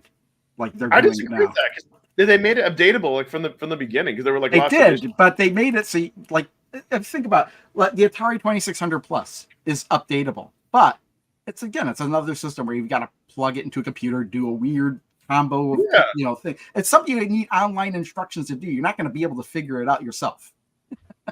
I don't know. I disagree. I think that if you're in this like niche like retro space, you've already you've already used emulate and all that. Like I don't know. It's not that difficult. And it's just kind of like listen. It's just kind of like doing things like it would be a pain to do it. Really, it would be because like think about it. Every month, say the Evercade EXP VS, no Wi-Fi. Yeah. Every time you wanted to update something, you'd have to unplug it from where it is, take it over your computer, plug it in, do your weird combo thing, download the file separately, run the tool to update it. It's a lot of steps that people don't want to do. Yeah, well, it's like, but you can't I kind of like listen, being that yes, like someone who's like an IT guy, but like I can still do car stuff, like replacing batteries in a key fob, changing light bulbs and filters. You just have to. What I'm saying is like the knowledge is out there. You just have to make the effort. It's like stuff like that. When was the last time you did your own oil change? That's something that's more complicated. That's what I was going to say. It used to be something that was simple that you could do easily. An oil change, yes, you kind of, and also there's like more like a liability, but that would be like the equivalent of like swapping out your motherboard on your PC. Like not everybody would want to do that. So like that's Blaze swapping out your motherboard on PC, you're basically just replacing your computer at that point. Yeah, I know it's kind of more of a more of a thing, So has Blaze forced an update? Not necessarily, but no. There is at least 2 or 3 existing collections now that require an update in order to play. Yeah. So I still have an original Evercade that has not been updated. So I wonder if there is a game. Yeah, that's okay. So I guess this is one of them. Yeah. So technically they haven't forced you, but if you want to actually play the game, and they put it on there, so here's the thing: is like why would you need to? Okay, here's the thing: if it needs to be, this is what the PSP used to do. Sony used to do with the PSP. Yeah. If the game you put in there required a certain firmware version, yep, it would check to see if you had that firmware version. If you didn't, it would update it because it was on the disc itself. Yes. You didn't have to connect it to the internet. Yes. How come they don't? Does Blaze do that? Is no. the firmware they need on there? They don't. Why not? I mean, they could. That's Pete's argument. Exactly. It's been that way. Pete has made that argument since like well before that even was a thing. Like Sony was doing it 2 decades ago. Because originally when they started doing updates, you had to hook up your Evercade to a USB port on your computer. And then Pete's automatic thing was like, just do the PSP. Just put the update on the cart and put it in. And I was like, yeah, that sounds great to me. But, and because didn't they originally only have it so you had to have a PC, it wouldn't work on Macs, and a lot of people only have Macs. Well, then they developed the Mac updater, and then I found it testing it for them. Yeah.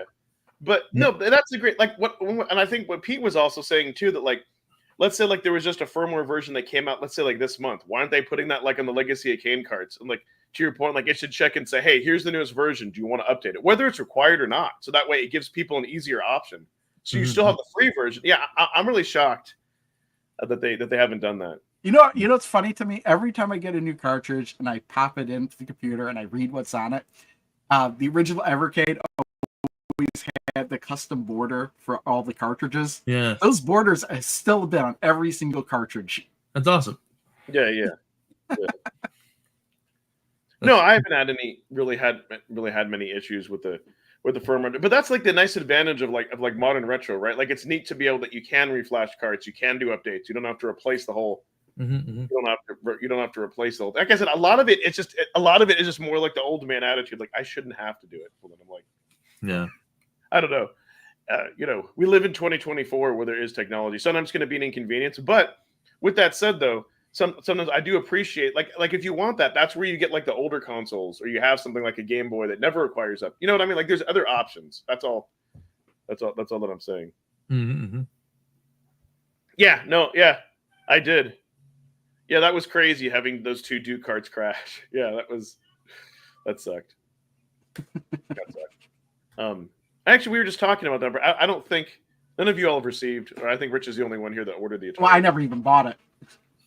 Yeah, I ordered the limited edition, and I haven't got a shipping notification yet. But again, it's the 12th, and it's supposed to launch on the 22nd, so I'd imagine by Wednesday I'll get a shipping notification. Yeah. So, and that'll be fun. Hopefully, I can do this other unboxing for the other two collections for the bitmap and the Legacy of Kain before the Super Pocket comes in.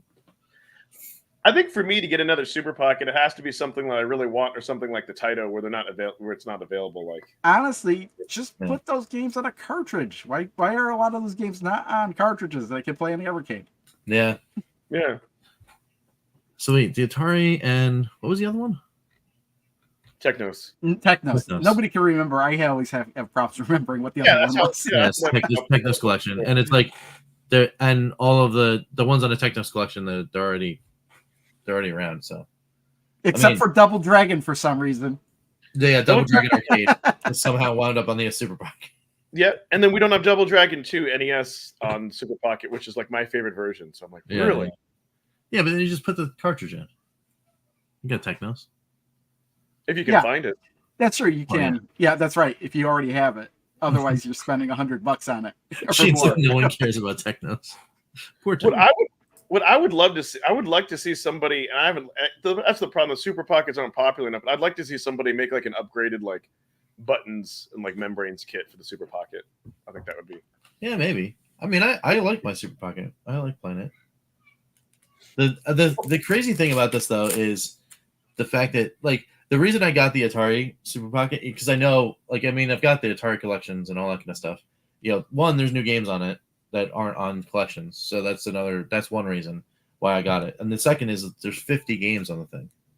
Like, that's cool. Yeah, that's the only reason why I might buy the Atari one is because it has 50 games on it. Yeah, and it's like I wanted the wood grain one because it's a wood grain one, but the red and black, it looks sick. That's cool. Yeah, to be honest, I like the look of the red and black one better. I agree. I normally like wood grain, but for some reason it just doesn't look right on it. I don't know what it is. It's maybe because it's not the same wood grain that makes me that reminds me of a 2600 or anything. Right. Yeah, it is. And you know what? If I really wanted wood grain, I can get a vinyl wood grain sticker, kind of like what D-Brand has, and just cut it and paste it on myself. If I really wanted that, but just cut it on there. Yeah. No, but like the thing is the fact that it's not on a physical cart. I pretty much have all that stuff I can play like on the Steam Deck, and then a lot of those games aren't playable because of the D-pad. That's like the screen is fine. Like the smaller screen is fine, and maybe I could even though I think Atari looks a little bit too small, but I would have liked to see them tweak that. You know what I mean? That's like the D-pad is just. That's the thing. It's like almost like 99% of what you're playing on the Evercade you can play on the Steam Deck. Yeah. But that's why I say that the whole point of Evercade is having physical carts and having the experience. right? And that's the experience. Okay, but once the cart is in the system, you don't see the cart. It's no, not part of the experience. no, but you The can experience is putting the cart in and out. Well, That's it. okay, this may kind of sound silly, but like knowing that it's on a cart, taking it in and out, looking at the collection, having the physical media, having the collectability, getting it in the mail, like a lot of those things are like very nostalgic. It's the Yeah, whole- I like to collect stuff, but still, it's more convenient just to already have everything already in the device. Of course, of course. But that's why there's separate devices for that. So that's why that's kind of my point. I'm like, I don't see unless you just want it to look nice on the shelf. For me, I don't see a point of buying Atari 50 because you're not getting another physical cart, and it's just gonna, you know what I mean? Atari Like, 50. I have better ways to play those games. That's what I What mean. do you mean? Because Oh, you mean the Atari, The the Atari Super Pocket? yes, yeah, Not Atari 50. The no, actual no, no, no, no, collection. no. Like, yeah. Sorry, like I like a lot of that. That's the thing. I'm like, I have all those like that I can play on like the digitally on the Atari 50. So that's why this didn't really, I would have liked to see a physical cart of like those. Like that would have been cool. Plus, like a big part of the Evercade experience for me too is the fact that like, can I stream this stuff?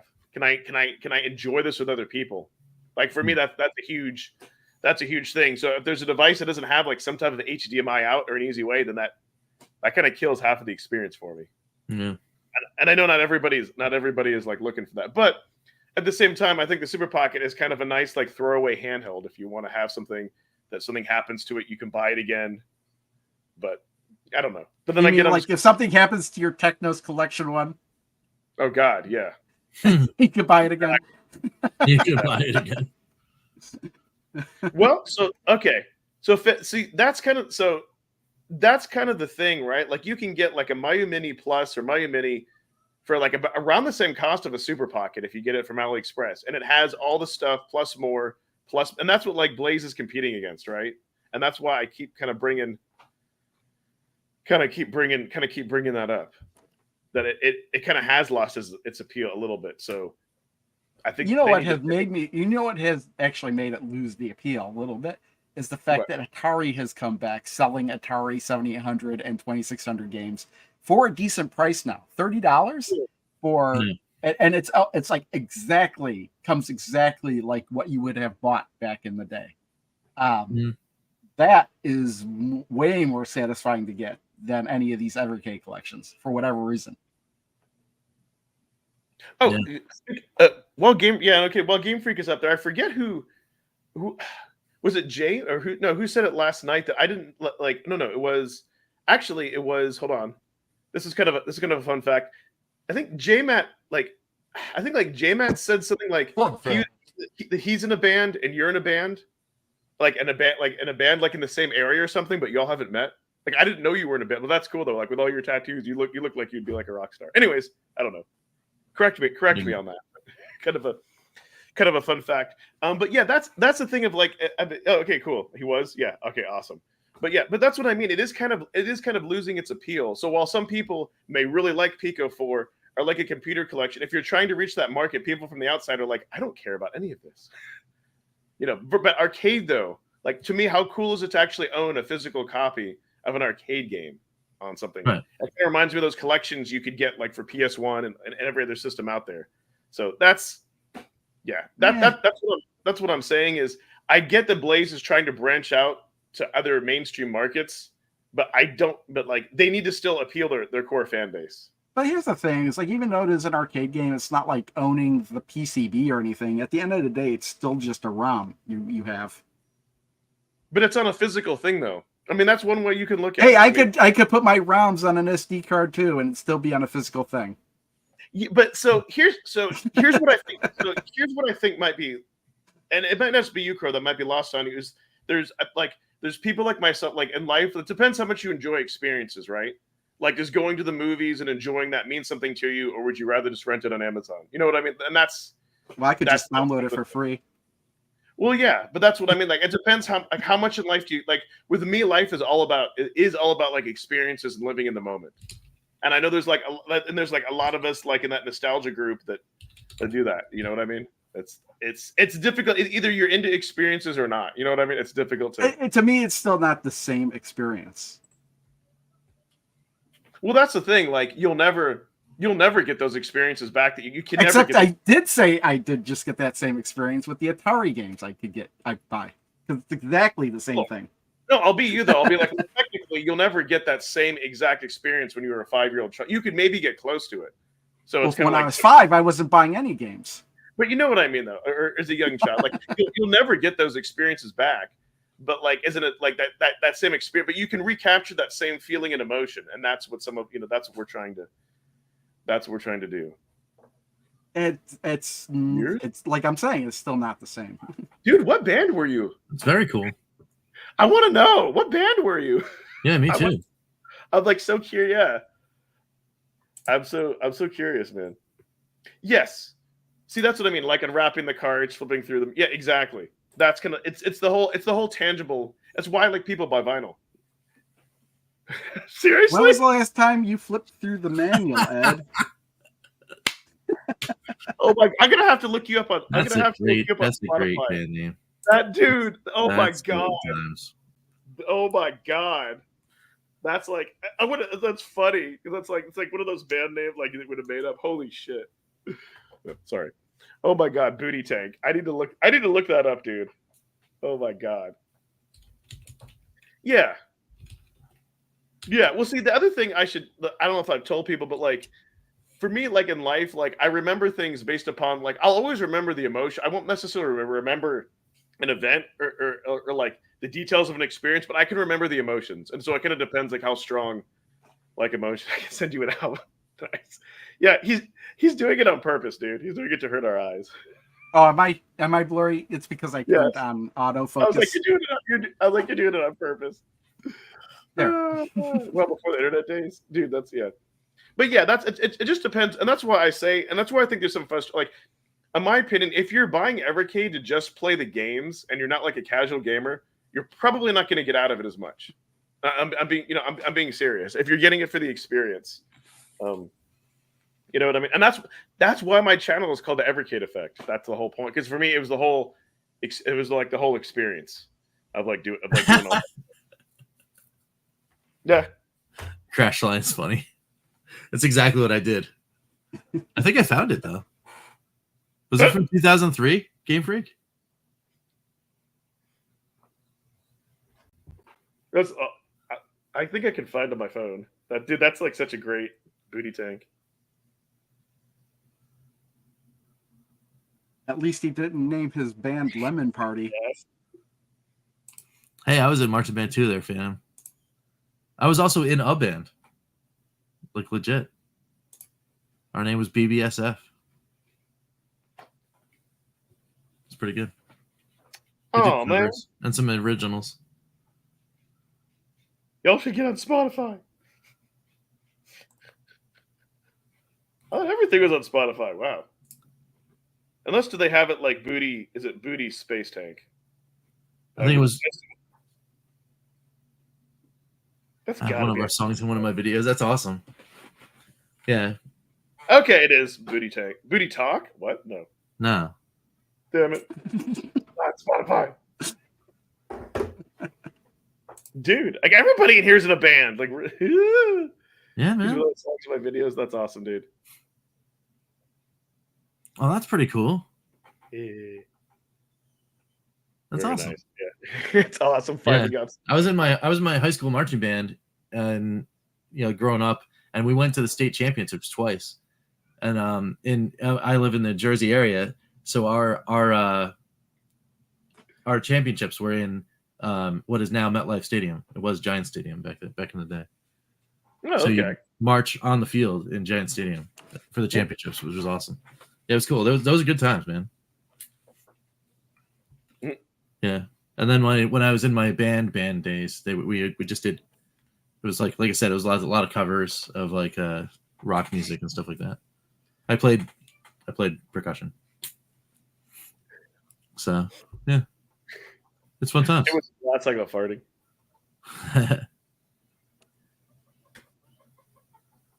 You can tag me in the video. Tag me too. I want to hear it. Yeah. I want to listen. I love all like punk rock, like independent music. Yeah, let's go. Either tag or email the link to Evercade Effect gmail.com. Either way, I would say you could post it here, but I know YouTube will block it. Yeah. It was like when MC Murr like gave us the link to when his like rapping days that blew me away. Oh yeah, I remember that.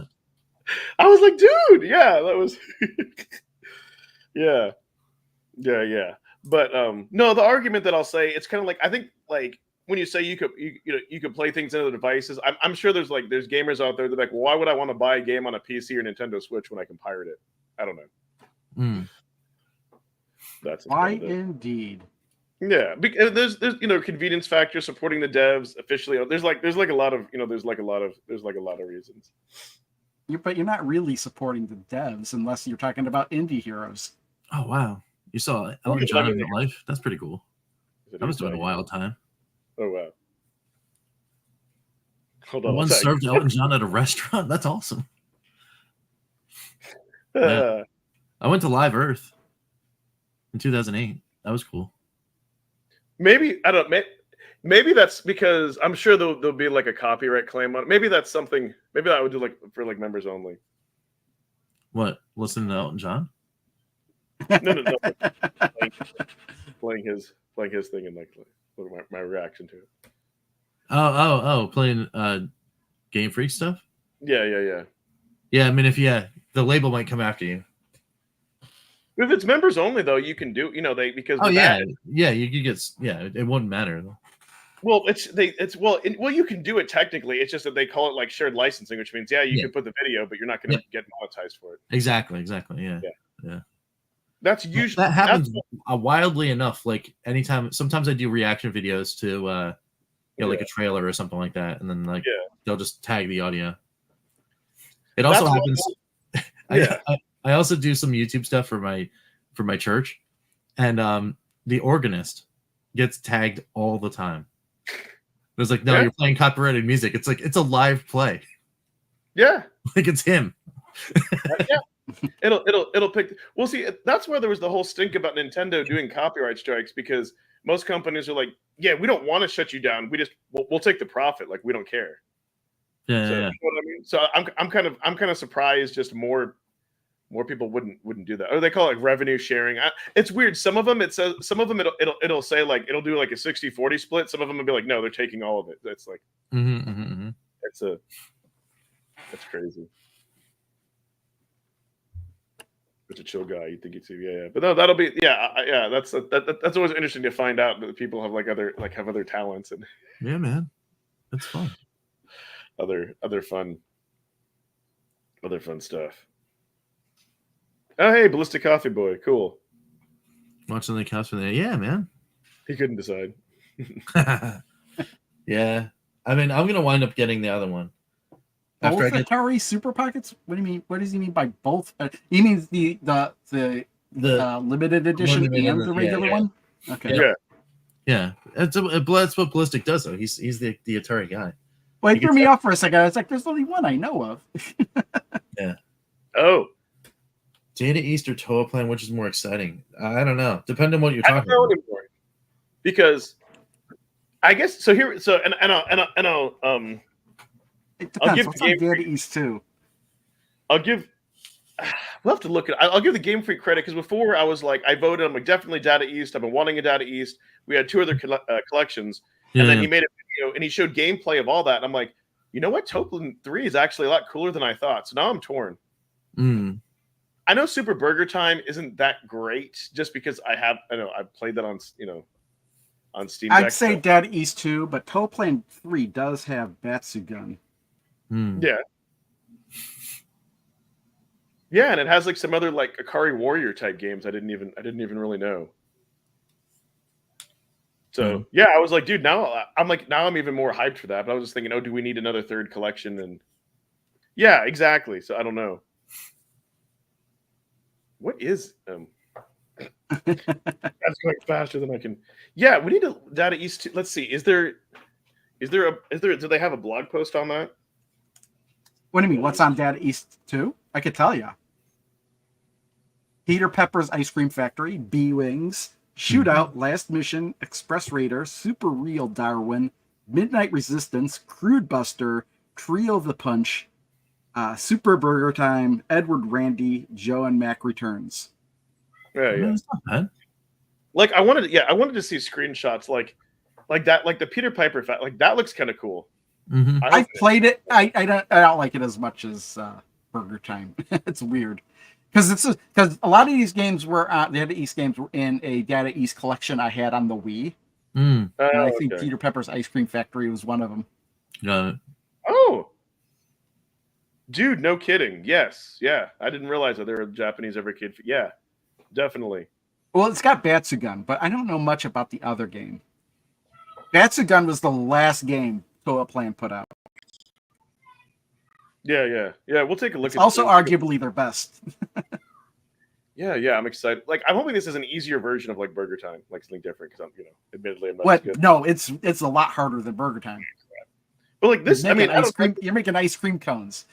It's really weird. Gotcha. Like we got some shooters, like that looks interesting. Like this third-person shooter, but Express Raider, dude, I remember playing this in the arcade. Like this is nostalgic for me there. Like I totally remember that. I've never seen that in the arcade. Really? Yeah, they don't have it at Galloping Ghost as far as I know. I've never seen it. Really? They have over 1,000 games at this point. That's surprising. I played it. I don't know if it was some gas, but like my father was like obsessed with like model trains and everything. I remember him like watching me like play, kind of getting into Another weird one on here is Super Burger Time, because it's kind of like the original, but instead of walking over the pieces, you have to jump on them. Yeah, it's kind of, but like Super Darwin will not be. I'm hoping Midnight Resistance, like the controls will be like. I hate how the console one played. It depends on how it. I don't really know much about. Like if you can press actual buttons to shoot, it might be better. But like Crude Buster, I'm looking forward to like those. Yeah. It depends on if they had special controls in the arcade version for Midnight Resistance. Like if you had a dial or something, I don't know what exactly it had. Crude Buster is the same as we already had Crude Buster. It's the same as Two Crude Dudes that was in Data East 1. Yeah, but now we get the arcade version unlimited. Yeah, it's the arcade version. Yeah. And then this one, I don't know, Edward Randy, that I don't know, but like Joe Mac Returns, like yes, like this bubble type game. Like, dude, I'm looking forward to. But let's take a look. Yeah, but is that like another ripoff game? Is it like just like another game like that? Just has Joe and Mac in it? It could be. Come on, Evercade. But yeah, I think definitely like I think the fact that there's more nostalgia for that, and the fact that we've only had one other collection, I think that's what it was. Like maybe we didn't like really like look into these games. Like but yeah, like some of these, yeah. Of course, there's the figure. That's a Sagun, or however the hell you say it. Like we get. That's Sagun. Yeah, I'm curious to see what the difference is between these two. The difference is, I already looked it up. I can't remember exactly. It's practically the same game. Scoring is different. Yeah, there are minor differences. One is harder, I think. But yeah, like stuff like Outzone, like that looks like really cool. Like that and like Fixate, like those are like your kind of like your like Ikari Warrior. And then we got Truxton 2, of course. And then Gawks. That's the only one I'm not really looking forward to as much, that block game. That one looks kind of like mid to me. Well, here's the thing, is like it depends. Like did that one have a spinner in the arcade? And that might not play so good if it did. Yeah. I don't know. And then we have this other shoot 'em, and then we have this like other shoot 'em up. So yeah, definitely. So that's the thing. Like I'm really torn because like most all these games here are gonna be solid except for that for me. But then everything else looks like really cool. And then I wonder if we put in like, 1 or 2 of these collections with a third one, are we gonna get a bonus game? Oh, maybe. Like all the Truxtons, yeah. Since we're getting sequel arcade carts, what else? Does anyone else want another sequel or a new IP instead? I want to see Midway, because Midway or Williams. Yeah. I think, who did Wizard of War? It was Midway, wasn't it? I think so. That's what I want to see. Every time I go to Galloping Ghost now, I gotta play Wizard of War. I love that game. Yeah, that would be cool. Okay, I see where you tagged me, but I can't click on the video because I don't want to. I will check that. I will check that out offline, dude. Thank you. That's awesome. No, Irem 2 and Red would be great. Would be great. That would be. Yeah, it depends on the IPs. Like it really does.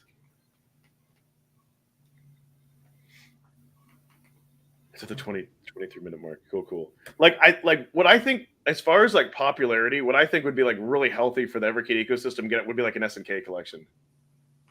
I think that would get SNK.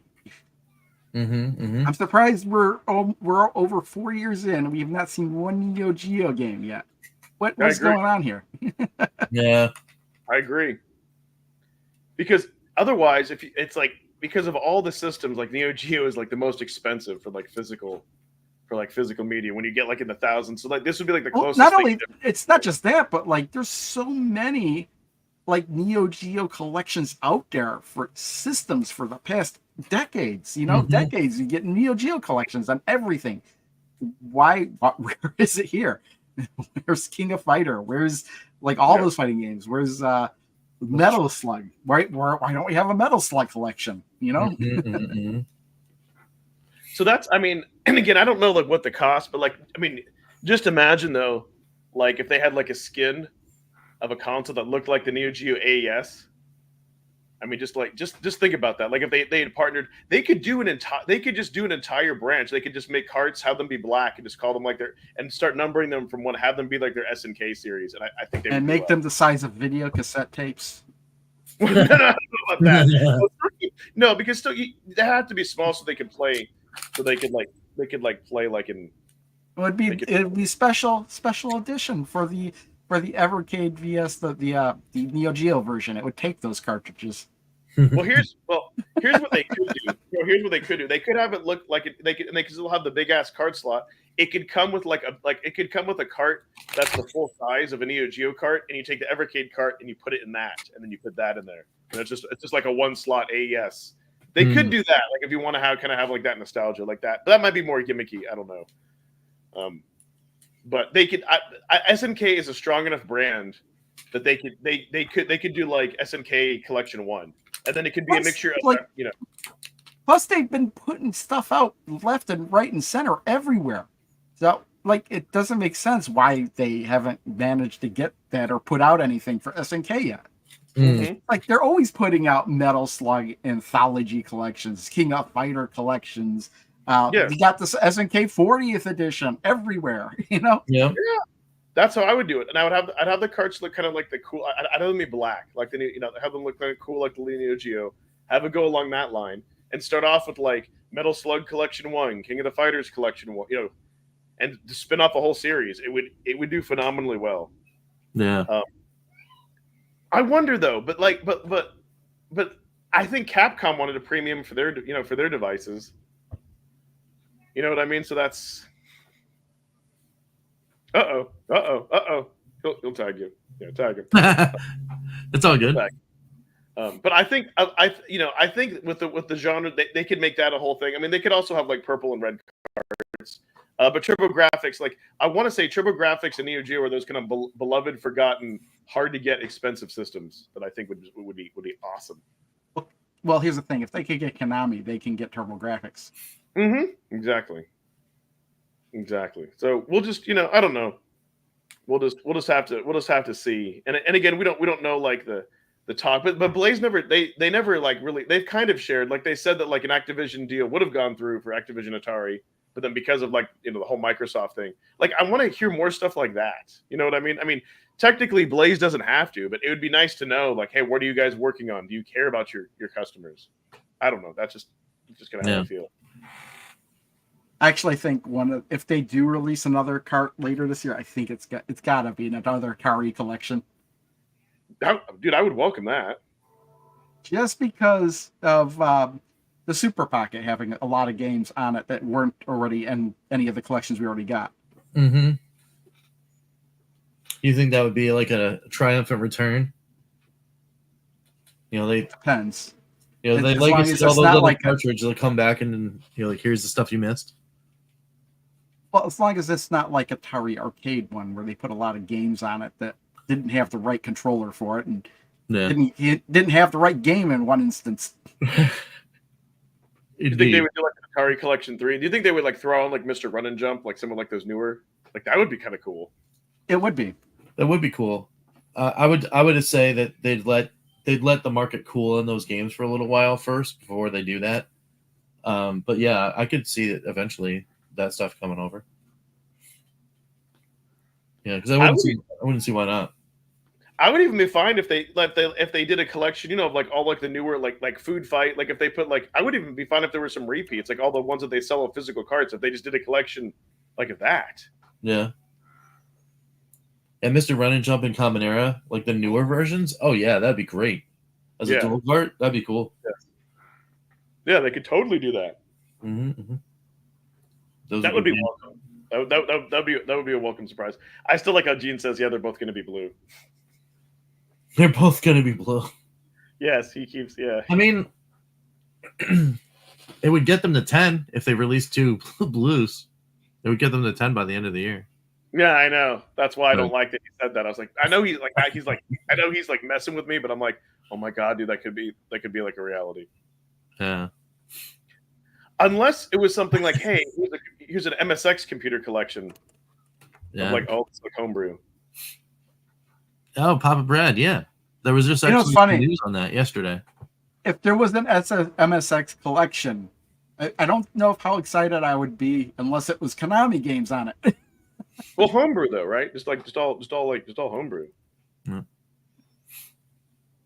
Yeah, they're gonna put they're gonna put it out as an update. The update is gonna balloon the size of the game because the original size of the game I think was like they said it was 5 gig. But you'll need 15 gig for the update. There was a news update that was every once in a while they'll put these news blurbs on the Atari VCS console. It'll just be like an announcement. So if you go and read the announcement, in the announcement on the last, one of the last paragraphs, it says, "Hey, we're working on it," but they specifically mentioned like you got to have a lot of space. The only reason I can think of for it needing more space is if they're adding a lot more interviews and video and stuff. Well, it's the second whole part of the DLC, like it's like a whole nother like half a game. It's all the line of the. Wait a minute. Are we talking about the DLC that's already out? Correct. Yeah, the stuff that just came out for Atari 50. Yeah. Yeah. But we get it for downloaded. free. I didn't think about it. I just bought it and downloaded it. Yeah, there's a whole nother timeline. See, I knew that they added it. I didn't know it was adding like 3 times the size of the game. Well, on Steam, you need like 8 gigs. But I think like if you pay, like if you're one of the early people that bought the game for $35, like my only concern is that are they going to keep nickel and diming us for DLC? Like, come on, man, just because they gave us free updates. Like, just if you bought the full game, you shouldn't have to pay more. I don't know. Yeah, I bought it on Switch, but I only bought it because I got the Steelbook. Are they going to have another version of it that's still a Steelbook? Yeah. Well, the cool thing on the Atari VCS is they don't have a way of doing that. So Atari VCS owners just get the update for free. Oh, so that's what it is. That's great. You know what? Awesome. I think I have it on that too. So I don't know. I haven't really turned it on a long time. Yeah. Yeah, no, the presentation. No, it is cool. And that's fantastic. They set the standard for buying like a digital. Like I've even said this. Well, it's not just Atari 50. They did it first with the making of Karateka. Yes. And I actually went through that whole thing. I made a video when I made it when I got it on the Switch. But I bought it on PC, but I haven't yet really gone through it at all on PC. That's where I was going to play it really and go through everything. I just need to also once I start getting into it, then I'll probably just keep going with it. Yeah. But you just have not started it. Yeah. Yeah, but there's other ones too, like the Jeff Minter collection. I got that. There's another one, the Tetris one that's coming out sometime soon. I don't know soon, but coming out. So more of a card topic, but we could. So for somebody who's a huge Tetris fan, I'll tell you why the Tetris collection doesn't excite me. And I kind of went through this. I looked at all the games, And other than the original game, and there's like the Famicom, but like, I'm not as excited about the spin-offs. Plus, I've listened to like a lot of podcasts, watch the movie on Apple Plus. Like, there's not much more. Like, I think like the story's been fully told. Like, there's not really anything that excites me, and it's all digital. So, you know what I mean? It I doesn't. wonder if they have the C64 version of Tetris on it, because that was the version I played a lot back then. That's something, again, that for me, that's something I would like. Under $10, I would probably pick that up. But like the Tetris Effect game, I haven't played that one as much. And speaking of which, I wish Blaze would get the license and make their own version of Tetris. Like how cool that like. What about Puyo Puyo and Tetris? I like Puyo. But no, like imagine having something like with the Katie mascot. There's a lot they could do. Like that's why I was kind of surprised, like with the popularity of Tetris, make their own Tetris. Like I think Blaze needs to kind of like jump on the bandwagons, unless they're limited because one of the most popular programming platforms, Unity, isn't supported on it. So that could maybe be a reason for them to come out with a new console. But again, I don't know. I'd like to know why that they couldn't make it work. But yeah, like Hatris, that maybe seems like a curiosity, but that doesn't excite me as much. Where's the list of the games for Tetris? Kotaku has Tetris Forever. I'm on Digital Eclipse's website, but they don't have the list, and it's like Kotaku has it. Just Google. Oh, yeah, Kotaku has it. Yeah. I would just go. That was kind of the thing. Like, it didn't excite me as necessarily. Like playing the original versions. Like I'm the type of guy where if you could buy like the original version for $5 digitally and that's it, that would be pretty cool. Like that, I would be more excited to get. Just Forever. And maybe again, you could hear the original interviews from the creator and all that, but like if you like, I've already watched like a lot and listened to a lot. I know the story. Here we go. We got the list. Okay, yeah. It's not where I thought it was. It's Tetris, 1984 on the Electronica 60, so the original. Yeah, the original one. That could be. Then cool. There's Spectrum Holobyte version for the Apple II. Then I had the Spectrum Holobyte one, I think, for the Commodore 64. Yeah. Then the Bulletproof software version from 1988 on the Famicom, and then Hatris from 1990 on the Famicom. Yeah, not a Tetris game. Yeah, exactly. Yeah. See, that's what I mean. Tetris 2 plus Bombliss on the Famicom. Hatris on the Game Boy. Hatris on the Nintendo, the NES version from '92. Super Tetris 2 and Bombliss from Bulletproof on the Super Famicom. Tetris Battle Gaiden by Bulletproof on the Super Famicom. Super Tetris 2 plus Bombliss Gentiibon on the Super Famicom from 1993. Super Tetris 3, 1994. Super Bombliss, 1995. Super Bombliss for the Game Boy and the Super Famicom. And then Super Bombliss DX for the Game Boy. See, I can understand them not getting the Game Boy or the NES version, but why not have my favorite version, which was the Atari arcade version of Tetris? That's my favorite version. Yeah, that's what I mean. And Tetris Time Warp, which is a new Tetris variant by the Digital Eclipse guys.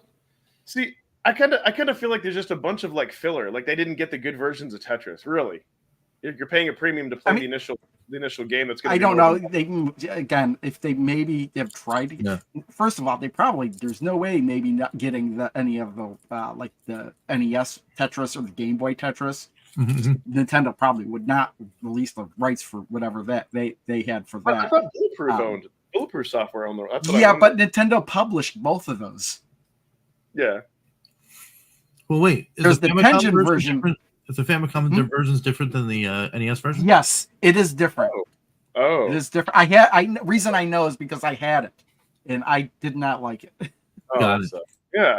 See, that's what I mean. It's like you're buying the Pico collection of Tetris. That's what I'm saying. I'm like, would I really want to pay $40 or $50 for that? That's what I mean.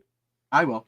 And because I swear, as long as Digital Eclipse keeps coming out with these documentary collections like they have been, I'll buy them. I like them.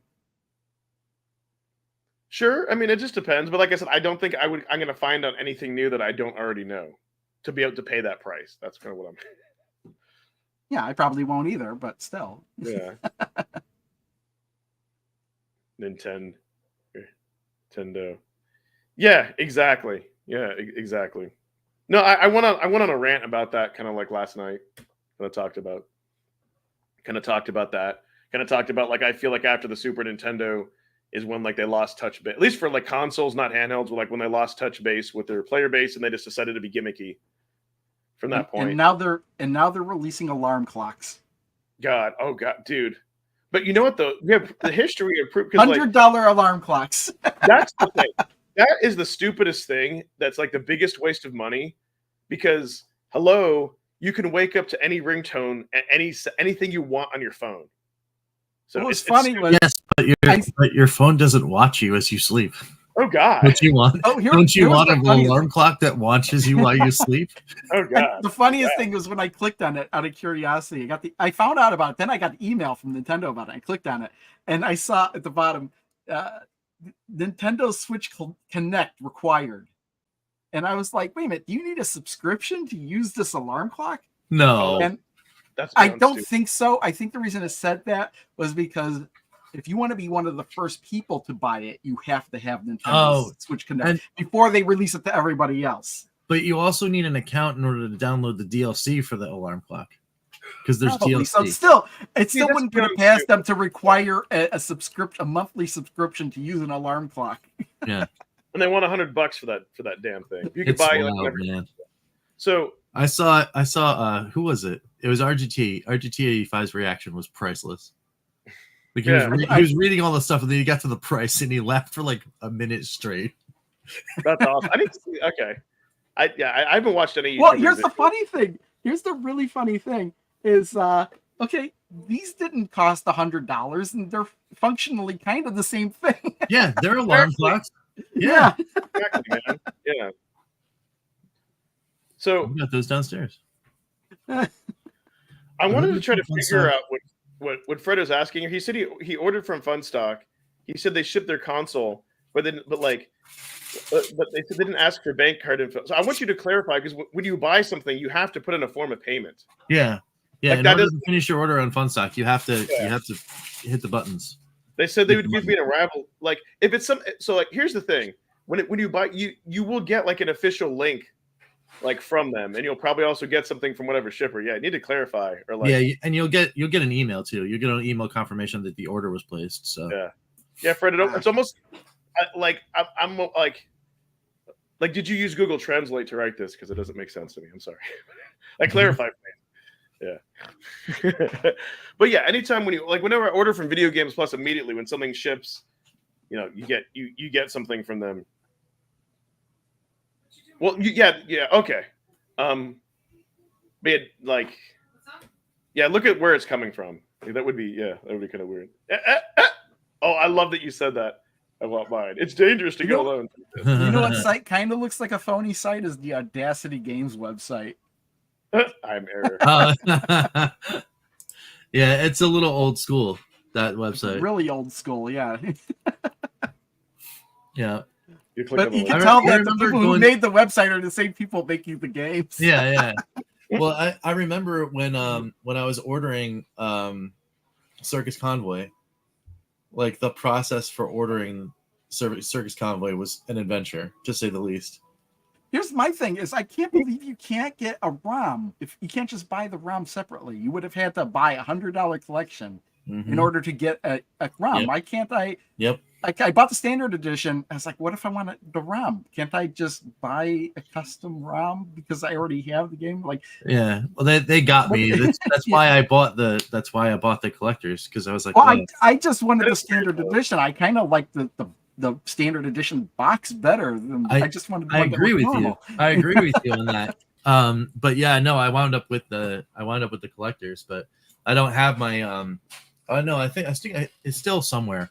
It's somewhere in a bin, but I don't have the box and stuff anymore because I started looking into what do I need to rip an Atari 2600 cartridge? I'm sure it's so funny because people have asked that, because if I could rip it, then I don't need. But people the main consensus is why would you need to rip an Atari 2600 cartridge? Everything's already out there. Well, I mean, just wait for the whatchamacallit. I mean, if they ever get to it, the remix will probably be the way to go. What remix? The Polymega remix. Oh, because it's the Polymega without the Polymega. You just get the modules and they're a USB. Yeah. You just USB. But how much are the modules though? They'll probably. I think they were $50. I think the modules. Okay, that's better than what I've seen so far for equipment for ripping an Atari 2600 cartridge. Yeah. So, yeah, because it does exactly what it, it does exactly that thing, and you just put it in and just dumps the ROM onto your machine. Because I have one of those that does the Game Boy Advance games that can rip it. I don't know why I bought it. I think I bought it because I thought maybe I'd be able to rip Evercade cartridges with it, but it doesn't. Really? Yes, I would definitely. All right, if they went that far, and you could wake up by the alarm clock yelling at you, "What is a man?" Just a miserable pile of secrets. How about you? and then when you got up, it would make the whip noise or something. That'd be hilarious. That's set to go off at 2 a.m. So you're dead asleep and you just hear that.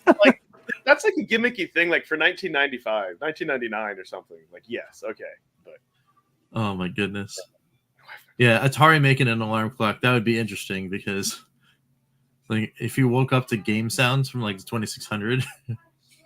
Right. Yeah, well, I can see Atari. I honestly would have bet that Atari would have made an alarm clock before Nintendo because Atari's the one selling speaker hats. That's true.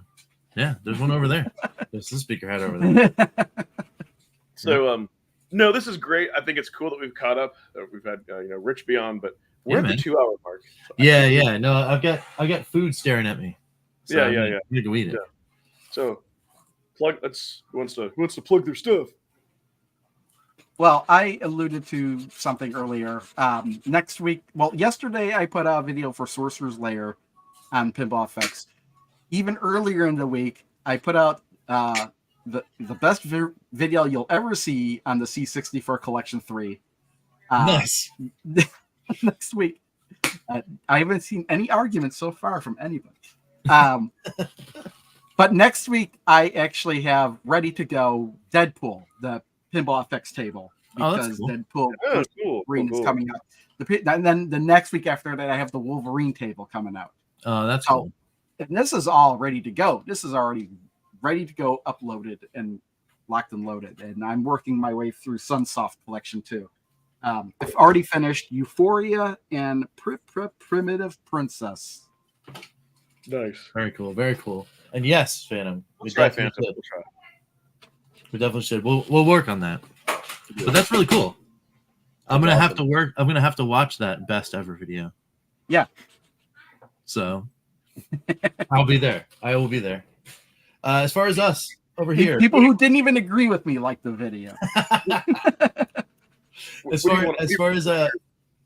far as me over here, I'm just gonna say that things will be worked on, and then things will release. And that's it. There's no schedule. There's no whatever. That's it. You know what's funny? You know what that sounds like to me? There's a podcast I listen to, Blockade Pinball Podcast, and at the end of it, he asks the guy, "What are we looking for? What are you doing the next week?" Stuffing things every time. Stuffing things. Stuffing things. So that's all I gotta say. Because cool. Every time I say that I'm going to do a thing, and life just comes and says, "Oh, you wanted to do that? You wanted to? No, you're not doing that." No, I hear you. I will say I should be streaming tonight, and I probably will put up a thing. And and stuff. My Brothers 2. This will be next week. And I have the Legacy of Kane videos out live now. So yeah, that's what we got. That's what we got going on here. Sounds good. Hey, I don't know. You know what? I was thinking at the beginning. There's only one thing I don't like about the game. Spoiler, I give the game a 7 out of 10. I actually started liking it more the further I got through the game. I actually played through the whole game in one sitting. Wow. It took me 4 hours. It took me 4 hours. That's wild. Yeah. Very cool though. All right, guys. Well, I think this has been awesome. Let's go ahead and wrap it up. And thanks so much everyone for watching. But yeah. See you next time.